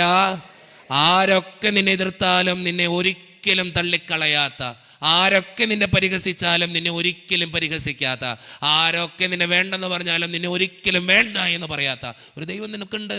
നീ അത് വിശ്വസിക്കുക. അപ്പോഴേ നിൻ്റെ ജീവിതത്തിൽ മഹത്വം ഉണ്ടാകുക, അനുഗ്രഹം ഉണ്ടാകുക. നീ ഈ ലോകത്തുള്ള വസ്തുക്കളിലൊന്നും നിൻ്റെ സ്നേഹമോ നിൻ്റെ സന്തോഷമോ കൊടുത്തിട്ടൊന്നും കാര്യമില്ല. നീ എന്നോട് പലരും ചോദിക്കാറുണ്ട്, ജിനോച്ചൻ എങ്ങനെ ചിരിക്കാൻ പറ്റണം, ഇത്രയൊക്കെ സങ്കടം വിഷമൊക്കെ ഉണ്ടായിട്ട് ഞാൻ എന്തോരം മരുന്ന് കഴിക്കണമെന്നറിയോ, ഈ മരുന്നിനൊക്കെ ഇടയിൽ അച്ഛൻ എങ്ങനെ ചിരിക്കാൻ പറ്റണേ? ഞാൻ പറയും, എൻ്റെ ദൈവം ഉണ്ടെന്നേ. ഞാനെന്തിനാ വിഷമിക്കണേ? എൻ്റെ ദൈവമുണ്ട് എൻ്റെ കൂടെ. ഞാനെന്തിനാ സങ്കടപ്പെടണേ? എൻ്റെ ദൈവമുണ്ട് എൻ്റെ കൂടെ. ഞാനെന്തിനാ എല്ലാ ദിവസവും കരയണേ? എൻ്റെ ദൈവമുണ്ടെന്നേ. ആ ദൈവം എന്നെ നോക്കിക്കോളും. നമ്മളെന്തിനാ ഇത്രയും ടെൻഷൻ? അവൻ നോക്കിക്കോളുന്നേ. അവൻ്റെ കയ്യിൽ ഒന്നിനും കുറവില്ലെന്നേ. വിശ്വസിക്കുന്നത്. അതുകൊണ്ടല്ലേ വിശുദ്ധ യോഹന്നാന്റെ സുവിശേഷം 11-ാം അധ്യായം 40-ാം തിരുവചനത്തിൽ നമ്മൾ പറയണേ, വിശ്വസിച്ചാൽ നീ ദൈവത്തിൻ്റെ മഹത്വം കാണും. നീ വിശ്വസിക്കുക നിന്റെ ദൈവത്തില്. എന്തൊക്കെ ദുരിതം വന്നോട്ടെ. നമ്മുടെ ഒരു കുഴപ്പമെന്നറിയോ, ഒരു അസുഖം വന്നു, ദുരിതം വന്നു, നമ്മൾ അതിലേക്ക് നോക്കിക്കൊണ്ടിരിക്കണേ. നീ ദൈവത്തിലേക്ക് നോക്ക്. നിന്റെ പ്രശ്നങ്ങൾ വലുതാ, പക്ഷെ ആ പ്രശ്നങ്ങളെക്കാളും വലിയൊരു ദൈവം നിന്റെ മുമ്പിലുണ്ടെന്ന് നീ ചിന്തിക്ക്. അപ്പോഴാണ് നിന്റെ ജീവിതത്തിന് മഹത്വം ഉണ്ടാവണേ, അനുഗ്രഹം ഉണ്ടാവണേ, ദൈവത്തിന്റെ കൃപയുണ്ടാവണേ. കേട്ടോ കേട്ടോ? ചെവിയുള്ളവൻ എല്ലാവർക്കും എന്തുണ്ട്? ചെവി ഉണ്ടാകട്ടെ. ഇരുന്ന് മടുത്തോ? ബോറടിക്കണ്ടോ? അറിയോ? ഓക്കെ. എല്ലാത്തിൻ്റെ കണ്ണിങ്ങനെ പൊളിഞ്ഞിരിപ്പുണ്ട് കേട്ടോ. അത് കാണുമ്പോൾ തന്നെ സന്തോഷം. ഒന്ന് എഴുന്നേറ്റേക്കണോ? കുറേ നേരമായാലും ഇരിക്കാൻ തുടങ്ങിയിട്ട്. All of you stand up. അങ്ങോട്ട് പൊന്തട്ടെ. അങ്ങോട്ട് ഉപ്പുറ്റി ഒന്ന് പൊക്കിയേ, ജസ്റ്റ് ഒന്ന് പൊക്കിയേ. ഉപ്പുറ്റി ഒന്ന് പൊക്കിയേ, ഉപ്പുറ്റി ഒന്ന് പൊക്കിയേ, ജസ്റ്റ് ഒന്ന് പൊക്ക് ഉപ്പുറ്റി. ആ, ഒരു കാര്യം കൂടി പറഞ്ഞോട്ടെ, CC അടഞ്ഞ തീരാറായി ഇവർ പൊക്കണ്ട. നിങ്ങളുടെ പ്രായം നിങ്ങൾ നോക്കുക. വില്ലോടത്തും പൊക്കി മൂക്കം കുത്തി വീണ ഞാൻ പിടിക്കത്തില്ല. ഉള്ള കാര്യം ഞാനിവിടെ പറയുന്നത് നിങ്ങളുടെ പ്രായം നോക്കി ചെയ്തോളാം. ഉപ്പുറ്റി ഒന്നും കൂടി പൊക്കിയേ. ഈ 2 കൈ ഒന്ന് പൊക്കിയേ. ഉപ്പുറ്റി പൊക്കി, 2 കൈയും പൊക്കി, ഒരു ഹല്ലേലൂയ പറഞ്ഞേ. ഉപ്പുറ്റി താത്ത്. കുറേ നേരം പിടിക്കണ്ട. ഉപ്പുറ്റി താത്താനെ പറഞ്ഞോളൂ, കൈ താത്താൻ പറഞ്ഞിട്ടില്ല. ഉപ്പുറ്റി പൊക്കി, 2 കൈയും പൊക്കി, ഒരു ഹല്ലേലൂയ പറഞ്ഞേ. ഒന്നുകൂടി പറഞ്ഞേ, ഒന്നുകൂടി പറഞ്ഞേ, ഒന്നുകൂടി പറഞ്ഞേ. നമ്മളെന്തൊക്കെയാലും ഒരു കുടുംബമല്ലേ. സൈഡിലുള്ളവൻ്റെ കൈ ഒന്ന് പിടിച്ചേ. സൈഡിലുള്ളവൻ്റെ കൈ പിടിച്ചേ. സൈഡിലുള്ളവൻ്റെ കൈ പിടിക്കുക. സൈഡിലുള്ളവൻ്റെ കൈ പിടിക്കാൻ. ഓ എൻ്റെ കർത്താവേ, സ്വന്തം കൈ പിടിക്കില്ല, അപ്പുറത്തവൻ്റെ കൈ പിടിക്കി. ഞാനൊന്ന് പൊക്കി പിടിച്ചേ. നമ്മൾ ഒന്നിച്ച് പൊക്കി പിടിക്കും, ഭയങ്കര ശക്തിയാന്നേ. ഇങ്ങനെ കാലേ ആ ഉപ്പുറ്റി ഒന്നിച്ചൊന്ന് പൊക്കിയ. നിന്റെ അവൻ പൊന്തിയില്ലെങ്കിൽ അവനെ പിടിച്ച് പൊക്കിയിട്ടൊരു ഹല്ലേലൂയ പറഞ്ഞേ. ഒന്നോടി, ഒന്നോടി, ഒന്നോടി, ഒന്നോടി, ഒന്നോടി. ഈശോയെ എന്ന് വിളിച്ചേ. ഒന്നോടി വിളിച്ചേ, ഒന്നോടി വിളിച്ചേ. ഫ്രഷായോ? അറിയോ? ഓക്കെ ആയിരിക്കും. യെശയ്യാ പ്രവാചകന്റെ പുസ്തകം. സുമേച്ചിയെ വചനം വായിക്കണ്ടേ? യെശയ്യാ പ്രവാചകന്റെ പുസ്തകം 40-ാം അധ്യായം 31-ാം തിരുവചനം. തോമസ് എണ്ണയിലും വായിച്ചാൽ മതി. ആ യെസ്, യെസ്. നടന്ന എന്താണ് ആ വചനം? വീട്ടിൽ പോയിട്ടൊന്ന് വായിക്കണം കേട്ടോ. യെശയ്യാ 40:31 എന്താണ് പറഞ്ഞു വയ്ക്കുക? ദൈവത്തിൽ ആശ്രയിക്കുന്നവർ വീണ്ടും ശക്തി പ്രാപിക്കും. ശക്തി പ്രാപിക്കും കേട്ടോ. ദൈവത്തിൽ ആശ്രയിക്കുന്നവൻ എപ്പോഴും ശക്തി പ്രാപിച്ചുകൊണ്ടിരിക്കും. അവർ പരുന്തിനെ പോലെ ചിറകടിച്ചുയരും. അവർ ഓടിയാലും ക്ഷീണിക്കുകയില്ല, നടന്നാൽ തളരുകയില്ല. ദൈവം കൂടെയുള്ള മനുഷ്യന് ഒരിക്കലും തളർച്ച ഉണ്ടാവില്ല. കാരണം അവൻ്റെ ആയുധവും അവൻ്റെ ബലവും ദൈവമാണ്. വിശുദ്ധ പൗലോസ് റോമാക്കാർക്ക് എഴുതിയ ലേഖനം 8-ാം അധ്യായം 31-ാം തിരുവചനം ഒന്ന് വായിക്കാമോ? റോമർ 8:31. ദൈവം നമ്മുടെ പക്ഷത്തെങ്കിൽ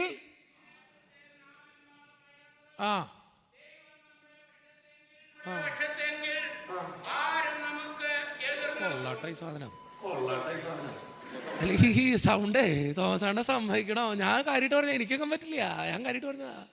നിങ്ങളെല്ലാവരും കേൾക്കണില്ലേ? കണ്ട, അതാണ് ആ ശബ്ദത്തിൻ്റെ പ്രത്യേകത. ദൈവം അനുഗ്രഹിച്ചൊരു ശബ്ദമാണ് കേട്ടോ. ദൈവം നമ്മുടെ പക്ഷത്തെങ്കിൽ ആര് നമ്മുടെ ഇതിൽ നിൽക്കും? അപ്പൊ ജീവിതത്തിൽ നീ ദൈവത്തിൻ്റെ കൂടെയാണോ? നീ ദൈവത്തോട് പ്രാർത്ഥിക്കുന്ന വ്യക്തിയാണോ? നീ ദൈവത്തെ ചേർത്ത് പിടിക്കുന്ന വ്യക്തിയാണോ? നീ പേടിക്കണ്ടെന്നേ. നിങ്ങളൊന്ന് ചിന്തിച്ചോക്കെ, ഇവിടെ വെള്ളപ്പൊക്കം ഇവിടെ വന്നില്ലേ?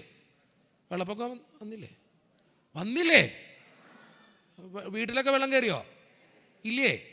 2018 വെള്ളപ്പൊക്കം വന്നോന്ന്? വന്നില്ല, വന്നു. ഓക്കെ, സന്തോഷമായി.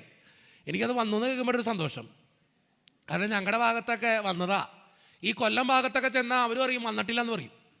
അച്ചോ ഇവിടെ വെള്ളപ്പൊക്കമൊന്നും വന്നിട്ടില്ല. അപ്പോൾ എനിക്ക് ദൈവത്തോട് വല്ലാത്തൊരു പരിഭവമായിരുന്നു. കാരണം കൊടുക്കുകയാണെങ്കിൽ എല്ലാവർക്കും കൊടുക്കണം.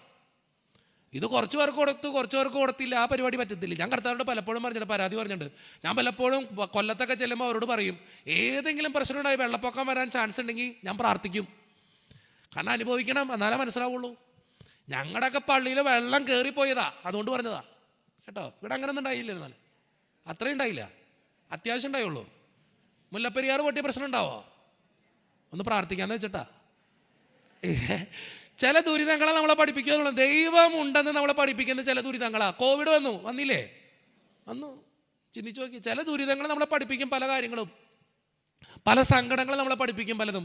ഞാൻ എപ്പോഴും പറയും, സന്തോഷങ്ങൾ പലതും നമ്മളൊന്നും പഠിപ്പിക്കണില്ല. നിങ്ങൾ ചിന്തിച്ചു നോക്കിക്കോ, സന്തോഷങ്ങൾ പലതും നമ്മളെ ഒന്നും പഠിപ്പിക്കണില്ല. പക്ഷേ ദുഃഖങ്ങളാ പലതും നമ്മളെ പഠിപ്പിക്കുക. കഴിഞ്ഞ ദിവസം ഞാനൊരു വീഡിയോയിൽ പറഞ്ഞൊരു കാര്യമാണ്, ദുഃഖങ്ങളാണ് നമ്മളെ പലതും പഠിപ്പിക്കുക. കാരണം ആരൊക്കെ നമ്മുടെ കൂടെ ഉണ്ടെന്ന് നമ്മളെ പഠിപ്പിക്കുന്നത് ഏതാ? നമ്മുടെ ദുഃഖങ്ങളാ കേട്ടോ, നമ്മുടെ ദുഃഖങ്ങളാ. അതുകൊണ്ട് ദുഃഖങ്ങളെ സ്നേഹിക്കണമെന്ന് ഞാൻ പറയും എപ്പോഴും. ദുഃഖങ്ങളെ സ്നേഹിക്കണം. അപ്പോൾ ജീവിതത്തിൽ എന്തൊക്കെ വന്നാലും ചിന്തിച്ചു കൊള്ളണം, എൻ്റെ കർത്താവ് എൻ്റെ കൂടെ ഉണ്ട്, അവൻ എന്നെ നോക്കിക്കോളും. ആരൊക്കെ എന്നെ തള്ളിക്കളഞ്ഞാലും, ആരൊക്കെ എന്നെ ഉപേക്ഷിച്ചാലും, ആരൊക്കെ എന്നെ വേണ്ടെന്ന് പറഞ്ഞാലും എൻ്റെ ദൈവത്തിന് എന്നെ വേണം. അത്രയും ചിന്തിക്കാൻ പഠിച്ചാൽ മതി. അപ്പോൾ നിങ്ങൾ ചോദിക്കും, ജിനോച്ച അച്ഛൻ പറയുന്നതൊക്കെ സമ്മതിക്കണോ? അച്ഛൻ പറയുന്നതൊക്കെ ശരി, എല്ലാ കാര്യങ്ങളും ശരി. അച്ഛോ ഞങ്ങളൊരു കാര്യം ചോദിച്ചോട്ടെ, അച്ഛൻ ഈ പറയുന്നതൊക്കെ സമ്മതിക്കണം.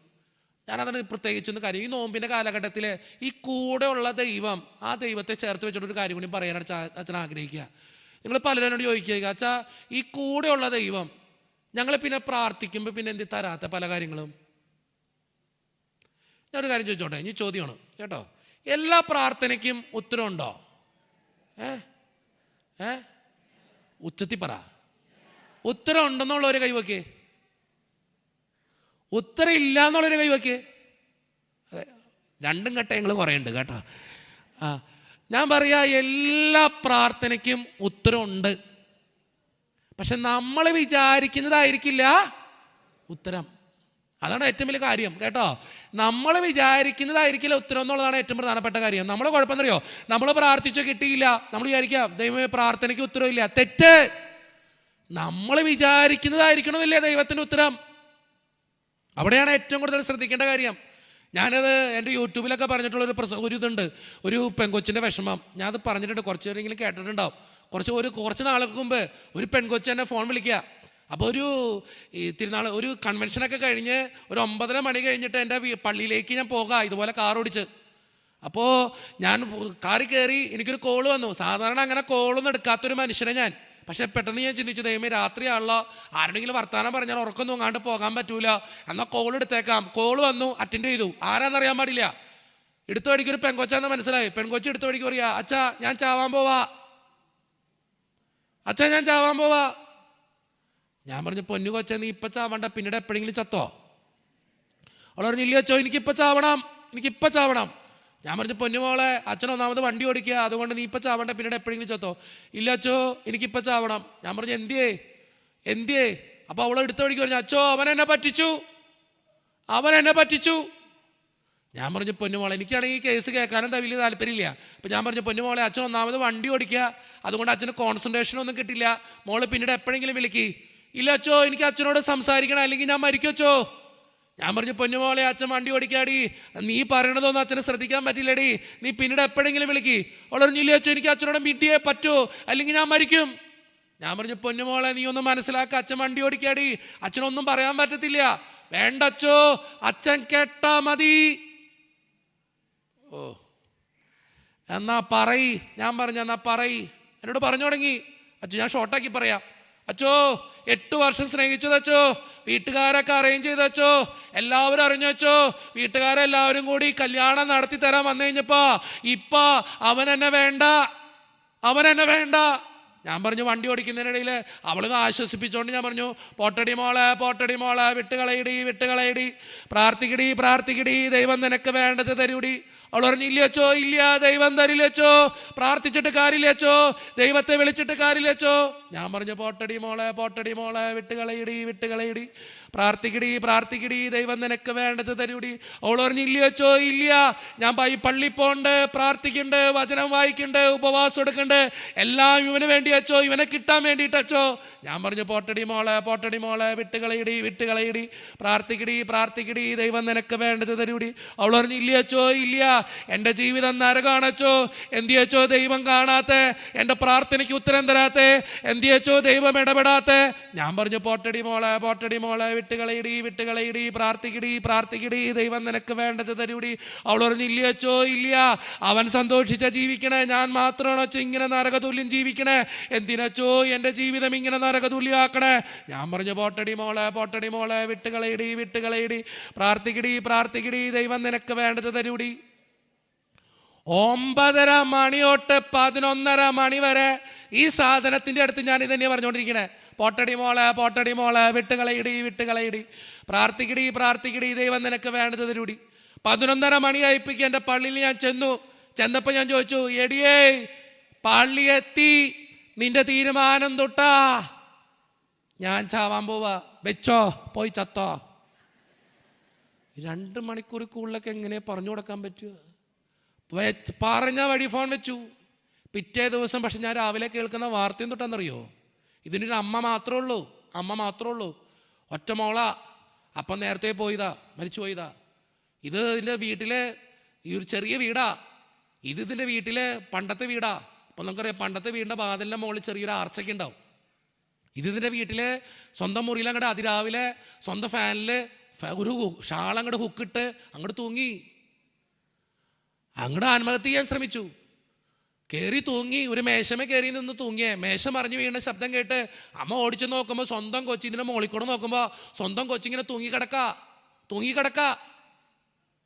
അമ്മ വാതിൽ തള്ളി തുറന്ന് അകത്ത് കയറി കൊച്ചിനെ എടുത്തുകൊണ്ട് കൊച്ചിൻ്റെ കാൽക്കൽ ഇങ്ങനെ വട്ടം പിടിച്ചു കഴിഞ്ഞപ്പോഴാണ് കൊച്ചിൻ്റെ ബോധം പോയി. വട്ടം പിടിച്ചിങ്ങനെ പൊക്കി നിർത്തി. അമ്മയ്ക്കാണെങ്കിൽ കഴുത്തിൽ ഹുക്ക് വീണു, കൊച്ചിൻ്റെ ബോധം പോയി, കൊച്ചിന് പൊക്കിയെടുക്കാൻ പറ്റണില്ല. അമ്മ അയൽവക്കക്കാരെ, നാട്ടുകാരെ, വീട്ടുകാരെയൊക്കെ വിളിച്ചു വരുത്തി എല്ലാവരും കൂടി വന്ന് കൊച്ചിനെ ആശുപത്രി കൊണ്ടുപോയി. ആശുപത്രി ചെന്ന് നിങ്ങൾക്കറിയാം, ആത്മഹത്യ ശ്രമമാണെങ്കിൽ എന്തെടുക്കും? കേസെടുക്കും. ഇന്നത്തെ കാലത്തിലെ പോലീസ് കേസെടുത്താൽ ഏറ്റവും ആദ്യം പരിശോധിക്കണം തൊട്ടാ ഫോൺ, ഈ പെങ്കൊച്ചിൻ്റെ ഫോൺ. ഈ പെങ്കൊച്ചിൻ്റെ ഫോൺ പരിശോധിച്ച് ഏറ്റവും അവസാനം വിളിച്ചതാരാ? ഞാൻ. നിങ്ങളിരുന്ന് കിളിക്കണു. മനുഷ്യൻ്റെ ജീവിതം പോയ ദിവസാ. എനിക്കൊരു കോള് വന്നു രാവിലെ തന്നെ. അങ്ങനെയാണ് ഞാനിത് അറിയണേ, അല്ലാണ്ട് ഞാനങ്ങനെ അറിയാനാ? എനിക്ക് രാവിലെ ഒരു കോള് വരാ. ട്രൂ കോളർ ഒരു പോലീസുകാരനാണെന്ന് മനസ്സിലായി. വളരെ മാന്യമായിട്ട് ആ പോലീസുകാരൻ എന്നോട് ചോദിച്ചു, ആരടാ നീ? ഞാൻ പറഞ്ഞു ജിനുവച്ചൻ. ഏത് കിനുവച്ചൻ? ഞാൻ പറഞ്ഞു ഈ പ്രസംഗിക്കാനും ധ്യാനിപ്പിക്കാനൊക്കെ പോണ ജിനുവച്ചൻ. അച്ഛനും തൊട്ട് രാത്രി പെൺകുട്ടിയായിട്ട് സല്ലാപം. ഞാൻ പറഞ്ഞു പൊന്നു സാറേ, എനിക്കറിയാൻ പാടില്ല ഏത് പെങ്കൊച്ചിൻ്റെ കാര്യമാണ്. ഇന്നലെ രാത്രി അച്ഛൻ വിളിച്ച പെങ്കൊച്ച്. ഞാൻ പറഞ്ഞു സാറേ അത് മരിക്കണമെന്ന് പറഞ്ഞു വിളിക്കാം. മരിക്കണമെന്ന് പറയാൻ 2 മണിക്കൂറോ? ഞാൻ പറഞ്ഞു സാറേ മരിക്കണമെന്ന് പറയാൻ വേണ്ടി വിളിച്ചതാ. മരിക്കണമെന്ന് പറയാൻ 2 മണിക്കൂറോ? അച്ഛനിവിടെ വരണം. അച്ഛൻ ആ കൊച്ചിന്ന് രാവിലെ ആത്മഹത്യയ്ക്ക് ശ്രമിച്ചിട്ട് അബോധാവസ്ഥയിൽ ആശുപത്രി കിടക്കുക, ബോധം വന്നിട്ടില്ല, അച്ഛനിവിടെ വരണം. ഞാൻ പറഞ്ഞു പൊന്നു സാറേ ഞാൻ വരത്തില്ല, എനിക്കിന്ന് കൺവെൻഷൻ ഉള്ളത്, ഞാൻ പോകണം, കൺവെൻഷൻ പോകണം. അച്ഛൻ ഇവിടെ വരണം, ഞാൻ പറഞ്ഞ് കൺവെൻഷന് പോകണം. അച്ഛൻ ഇവിടെ വരണം, ഞാൻ പറഞ്ഞ് കൺവെൻഷന് പോകണം സാറേ, ഞാൻ വരത്തില്ല. അവസാനം പുള്ളി എന്നെ പേടിപ്പിക്കാൻ വേണ്ടി പറഞ്ഞു, അച്ചോ ഞങ്ങൾ വോയിസ് റെക്കോർഡ് മുഴുവൻ പരിശോധിക്കൂട്ടാ. സത്യം പറഞ്ഞ ആ നിമിഷത്തിൽ ഞാൻ കുരിശു വരച്ചു, കർത്താവേ കാത്തല്ല. കാരണം എന്താണെന്നറിയോ, സാധാരണ ഇങ്ങനെയുള്ള പെങ്കൊച്ചങ്ങളൊക്കെ എന്തെങ്കിലും അത് വിഷമം കൊണ്ടോ സങ്കടം കൊണ്ടൊക്കെ വിളിച്ചാൽ ഞാൻ നല്ല മൂഡിലാണെങ്കിൽ പറയുന്നതാണ്, പൊന്നുമോളെ നീ എന്തിനാടി പേടിക്കണേ, അച്ഛനില്ലേടി നിന്റെ കൂട്ടെന്നൊക്കെ പറയുന്ന ടീമാ. വെറുതെ ആശ്വസിപ്പിച്ച് ഞാൻ കൊല്ലും, വെറുതെ ഒരു കംഫർട്ട് കൊടുക്കും. മോളെന്തിനാടി പേടിക്കണം, അച്ഛനൊക്കെ നിന്റെ കൂടെ ഇല്ലേടി, നീ എന്തിനാടി സങ്കടം പറഞ്ഞെന്നൊക്കെ പറഞ്ഞ ടീമാ. ഞാൻ സത്യം പറഞ്ഞപ്പോൾ കുരിശു വരച്ചു. എൻ്റെ കർത്താവേ ഞാൻ വേറൊന്നും പറഞ്ഞിട്ടില്ലല്ലോ, ഒറ്റ ഡയലോഗ പറഞ്ഞിട്ടുള്ളൂ, പോട്ടടി മോളെ വിട്ടുകളി. പ്രാർത്ഥിക്കടി ദൈവം നിനക്ക് വേണ്ടതൊരുടി. സത്യം പറഞ്ഞ ദൈവത്തിന് മുമ്പിൽ നന്ദി പറഞ്ഞു. സത്യ ഞാൻ പറഞ്ഞു, സാറേ എന്താന്ന് വെച്ചാൽ പരിശോധിച്ചോ, എന്നിട്ട് വിളിച്ചാൽ മതി. ഒരു 2-3 മണിക്കൂറിന് ശേഷം പോലീസുകാരനെ തിരിച്ചു വിളിച്ചിട്ട് ആദ്യം പറഞ്ഞു, സോറി കേട്ടോ അച്ചോ, സോറി, റിയലി സോറി അച്ഛാ. ഇപ്പോഴാണ് ഞങ്ങൾ അച്ഛനെ ഫേസ്ബുക്കിലും ഇൻസ്റ്റഗ്രാമിലും വാട്സപ്പിലും യൂട്യൂബിലൊക്കെ തപ്പി നോക്കണേ. എപ്പോഴാണ് മനസ്സിലായി അച്ഛൻ ആരാന്ന്. അച്ഛൻ ഞങ്ങൾ എന്തെങ്കിലും പറഞ്ഞത് അച്ഛനെ വിഷമമായിട്ടുണ്ടെങ്കിൽ ക്ഷമിച്ചേക്കണം അച്ഛാ. ഒരു കാര്യം, അവസാനം കുറേ നേരം സംസാരിച്ചു. ഏറ്റവും അവസാനം ഫോൺ വിളിക്കാൻ നേരത്ത് ഈ പോലീസുകാരനോട് പറഞ്ഞ ഡയലോഗ് എന്നറിയോ, അച്ഛൻ അവസാനമായിട്ടൊരു കാര്യം പറഞ്ഞോട്ടെ. ഞാൻ സാറ് പറ, അച്ഛൻ സൂക്ഷിക്കണോട്ടോ. ശരിയല്ലേ? പേടിയാണ് ഫോൺ വരുമ്പോൾ. ഇപ്പോൾ കുറച്ചാളുമ്പോൾ ഒരു ചെറുക്കൻ വാട്സപ്പിൽ മെസ്സേജ് അയച്ചേക്കാ, അച്ഛനോട് വേണ്ടിയിട്ട് എനിക്ക് ചാവണം. അവൻ്റെ മെസ്സേജ് വന്ന വഴി ഞാൻ അവനെ ബ്ലോക്കാക്കി. കാരണം അവൻ മെസ്സേജ് അയച്ചിട്ട് പോയി ചത്ത ഞാൻ നടക്കണ്ട പിന്നാലെ. ഞാൻ പറഞ്ഞത് മനുഷ്യന്മാരൊക്കെ ഇങ്ങനെ ആയിക്കൊണ്ടിരിക്കുക. ഒരു നിരാശ, സങ്കടം, വേദന, ചില കാര്യങ്ങൾ നടക്കാതിരിക്കുമ്പോൾ ദൈവമേ എല്ലാം തീർന്നു. ആ പെങ്കൊച്ചു ജീവിതത്തിലേക്ക് തിരിച്ചു വന്നു. ഒരു കാര്യം കൂടി ഞാൻ നിങ്ങളോട് പറയാം, ആ പെങ്കൊച്ചു ജീവിതത്തിലേക്ക് തിരിച്ചു വന്നു കേട്ടോ. അടുത്ത ഈ നോമ്പ് കഴിയുമ്പോൾ എൻ്റെ കല്യാണ. കഴിഞ്ഞ ദിവസം എന്നെ കാണാൻ വന്നിട്ടുണ്ടായി, അമ്മയും മോളും കൂടി കുണുങ്ങി എൻ്റെ അടുത്ത്. എന്നിട്ട് ചോദിച്ചു, മനസ്സിലായ? ഞാൻ ചോദിച്ചു, നീ ഏതാ? അച്ഛനെ ഓർമ്മയില്ലേ? ഞാനില്ല. അച്ഛന് പോലീസ് കേസൊക്കെ വന്നു. ആ ശരി, നമുക്ക് മറക്കാൻ പറ്റുമോ? പേടിയണതേ. എന്നിട്ട് അവസാനം ചോദിച്ചു, നീ എന്തിയാ വന്നേ? കല്യാണം വിളിക്കാൻ വന്നതാ. അപ്പം ഞാൻ, കല്യാണം വിളിക്കാനോ? ആരുടെ കല്യാണം? എൻ്റെ. അവനായിട്ടാണോ? അല്ലച്ചോ. പിന്നെ ആരുടെ ആയിട്ടോ? വേറെയാണ്. ഞാൻ ചോദിച്ചു, അവനെന്തി? എൻ്റെ അച്ചോ, എത്ര നന്ദി പറഞ്ഞാലും, ദൈവത്തിന് നന്ദി പറഞ്ഞാലും, അച്ഛനെ നന്ദി പറഞ്ഞാലും തീരില്ല കേട്ടാ. ഞാൻ ചോദിച്ചു, എന്തേടി? എൻ്റെ അച്ചോ, അവനുണ്ടല്ലോ എന്നെ കൂടാതെ വേറെ 2 ബന്ധം കൂടി ഉണ്ടായിരുന്നു. സത്യം പറഞ്ഞാൽ ദൈവം എന്നെ രക്ഷിച്ചതാ. എനിക്കന്ന് മനസ്സിലായില്ല അച്ചോ. നോമ്പ് കഴിയുമ്പോൾ കല്യാണം കെട്ടിക്കാൻ പോവാ ഞാൻ. എന്താകും എന്തോ എനിക്കറിയാൻ പാടില്ല. നിങ്ങളൊന്ന് ചിന്തിച്ചു നോക്കിയേ. നമ്മുടെയൊക്കെ ജീവിതത്തിലെ ചില കാര്യങ്ങൾ നടക്കാതിരിക്കുമ്പോൾ നമ്മൾ ദൈവത്തെ പഠിക്കും. ദൈവം ഇല്ല, പ്രാർത്ഥന ഇല്ല, വിശ്വാസം ഇല്ല, ബൈബിൾ ഇല്ല. പക്ഷേ വർഷങ്ങൾ കഴിഞ്ഞിട്ട് നമ്മൾ തന്നെ പറയും, ദൈവമേ അത് കിട്ടാതിരുന്നത് നന്നായി. ചിലതൊക്കെ നടക്കാതിരിക്കുന്നതാ നമ്മുടെയൊക്കെ ജീവിതത്തിന് നല്ലത്. നമുക്കത് മനസ്സിലാവില്ലടോ. വലുതരം ഉയർത്തി പറഞ്ഞേ ഹല്ലേലൂയ, ഹല്ലേലൂയ, ഹല്ലേലൂയ. ഇവിടെ ഏതെങ്കിലും ഒരു അപ്പൻ കടന്നു വരാൻ പറ്റുമോ? ഒരു അപ്പൻ ഏതെങ്കിലും അപ്പൻ, ചേട്ടൻ വാ, വേം വാ, ഓടി വാ. ഇതെങ്ങനെ കയറും? സമയമില്ല, വേം വാ. ഏതെങ്കിലും ഒരു അപ്പം കടന്നു വരാൻ പുള്ളി പറഞ്ഞു, ഞാൻ വന്നോളാന്ന് പറഞ്ഞു. സാധാരണ ചിലയിടത്തൊക്കെ ചെന്നാൽ ഒരപ്പനും വരില്ല കേട്ടോ. സുമേച്ചി ആ മയക്കൊന്ന് കൊടുക്കാമോ? ആ കോഡിലെസ് കൊടുത്താലും മതി. അപ്പനാണോ? അപ്പനാണ്.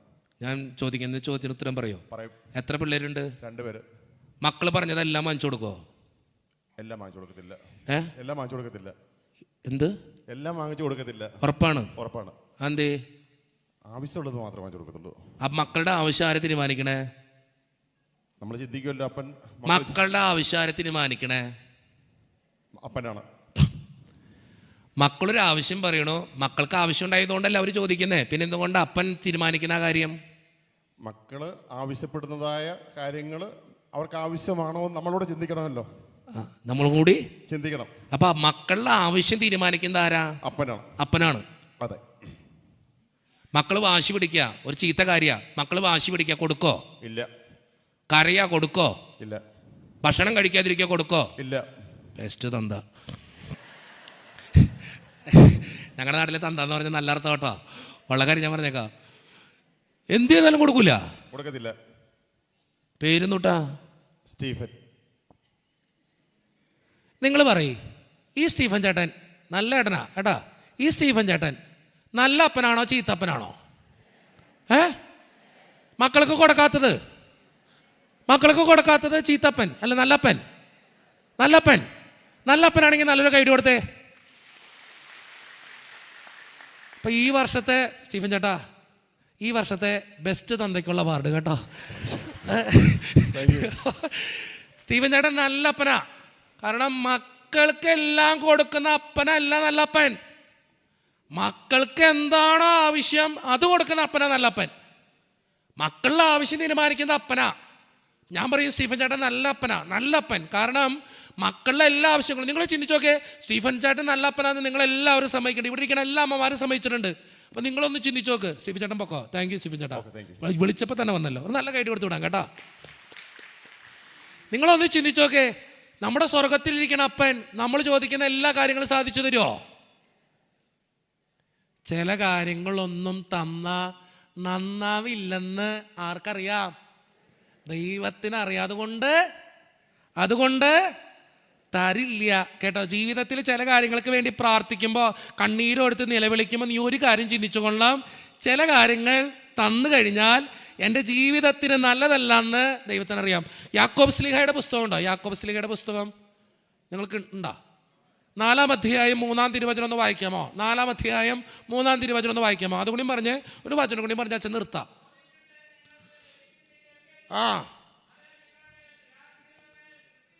തോമസ് ഏട്ടാ ഒന്ന് എഴുന്നേറ്റേ. തോമസ് ഏട്ടാ പുലിയാ, എഴുന്നേറ്റക്ക്. തോമസ് ഏട്ടാ ഒന്നുകൂടി വായിച്ചേ. ചോദിച്ചിട്ടും നിങ്ങൾക്ക് ലഭിക്കുന്നില്ലെങ്കിൽ അത് നിങ്ങളുടെ ദുരാശകളെ തൃപ്തിപ്പെടുത്താൻ നിങ്ങൾ തിന്മയായിട്ടുള്ളവ ചോദിക്കുന്നത് കൊണ്ടാണ്. മതി ദൈവം തരാത്തത്. ചില കാര്യങ്ങൾ ദൈവം നമുക്ക് തരാത്തത് നമ്മുടെ ദുരാശകളെ തൃപ്തിപ്പെടുത്താൻ തിന്മയായിട്ടുള്ളത് ചോദിക്കുന്നതുകൊണ്ടാണ് ദൈവം തരാത്ത.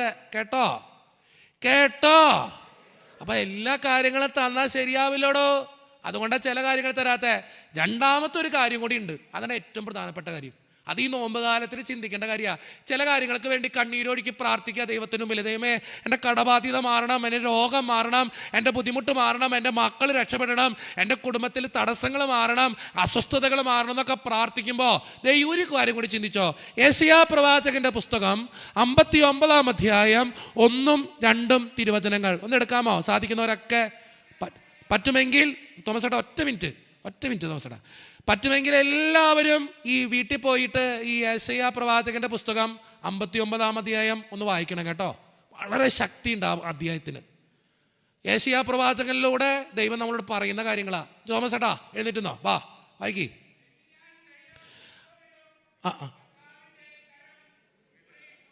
മതി, ഒരു മിനിറ്റ്. കർത്താവ് പറയാ, യെശയ്യാ പ്രവാചകനിലൂടെ പറയാ, രക്ഷിക്കാൻ കഴിയാത്ത വിധം കർത്താവിൻ്റെ കരം കുറുകിപ്പോയിട്ടില്ല. പത്രോസെ, മേരിക്കുട്ടിയെ, ലൂസിക്കുട്ടിയെ, ജെസിയെ, ദേവസി, പൗലോസെ, ജോസഫ്, കർത്താവിൻ്റെ കരം കുറുകിപ്പോയിട്ടില്ല. അടുത്ത വചനം, കേൾക്കാനാവാത്ത വിധം അവിടുത്തെ കാതുകൾക്ക് മാന്യം സംഭവിച്ചിട്ടില്ല. കർത്താവ് പറയാ, കർത്താവിൻ്റെ കാതുകൾക്ക് മാന്യം സംഭവിച്ചിട്ടില്ല. പിന്നെ എന്തുകൊണ്ടാ നമ്മൾ പല പ്രാർത്ഥനകളും പറഞ്ഞിട്ട് ദൈവം കേൾക്കാത്ത? ദൈവ ഉത്തരവുണ്ട്, വായിച്ചോ. അടുത്ത വചനം കൂടി.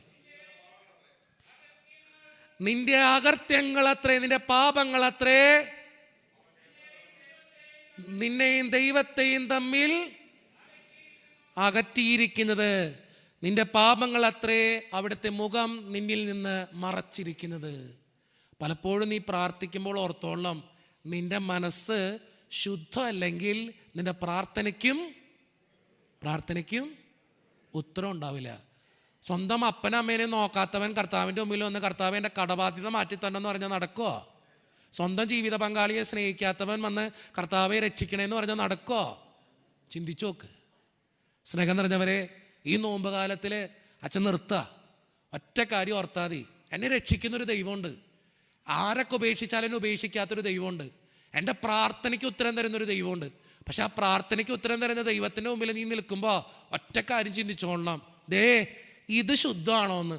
ഇത് ഈ മനസ്സ് അത് ശുദ്ധമാണെങ്കിൽ നിൻ്റെ പ്രാർത്ഥനയ്ക്കും നിൻ്റെ ജീവിതത്തിന് നല്ലതാണേ, അത് നടന്നിരിക്കും. കേട്ടോ? വളരെ ഉയർത്തി പറ ഹല്ലേലൂയാ, ഹല്ലേലൂയാ, ഹല്ലേലൂയാ. യേശുവേ നന്ദി, യേശുവേ സ്തുതി, യേശുവേ ആരാധന. താങ്ക് യു ഇത്ര നേരം കേട്ടതിനും വിളിച്ചതിനും. കേട്ടോ?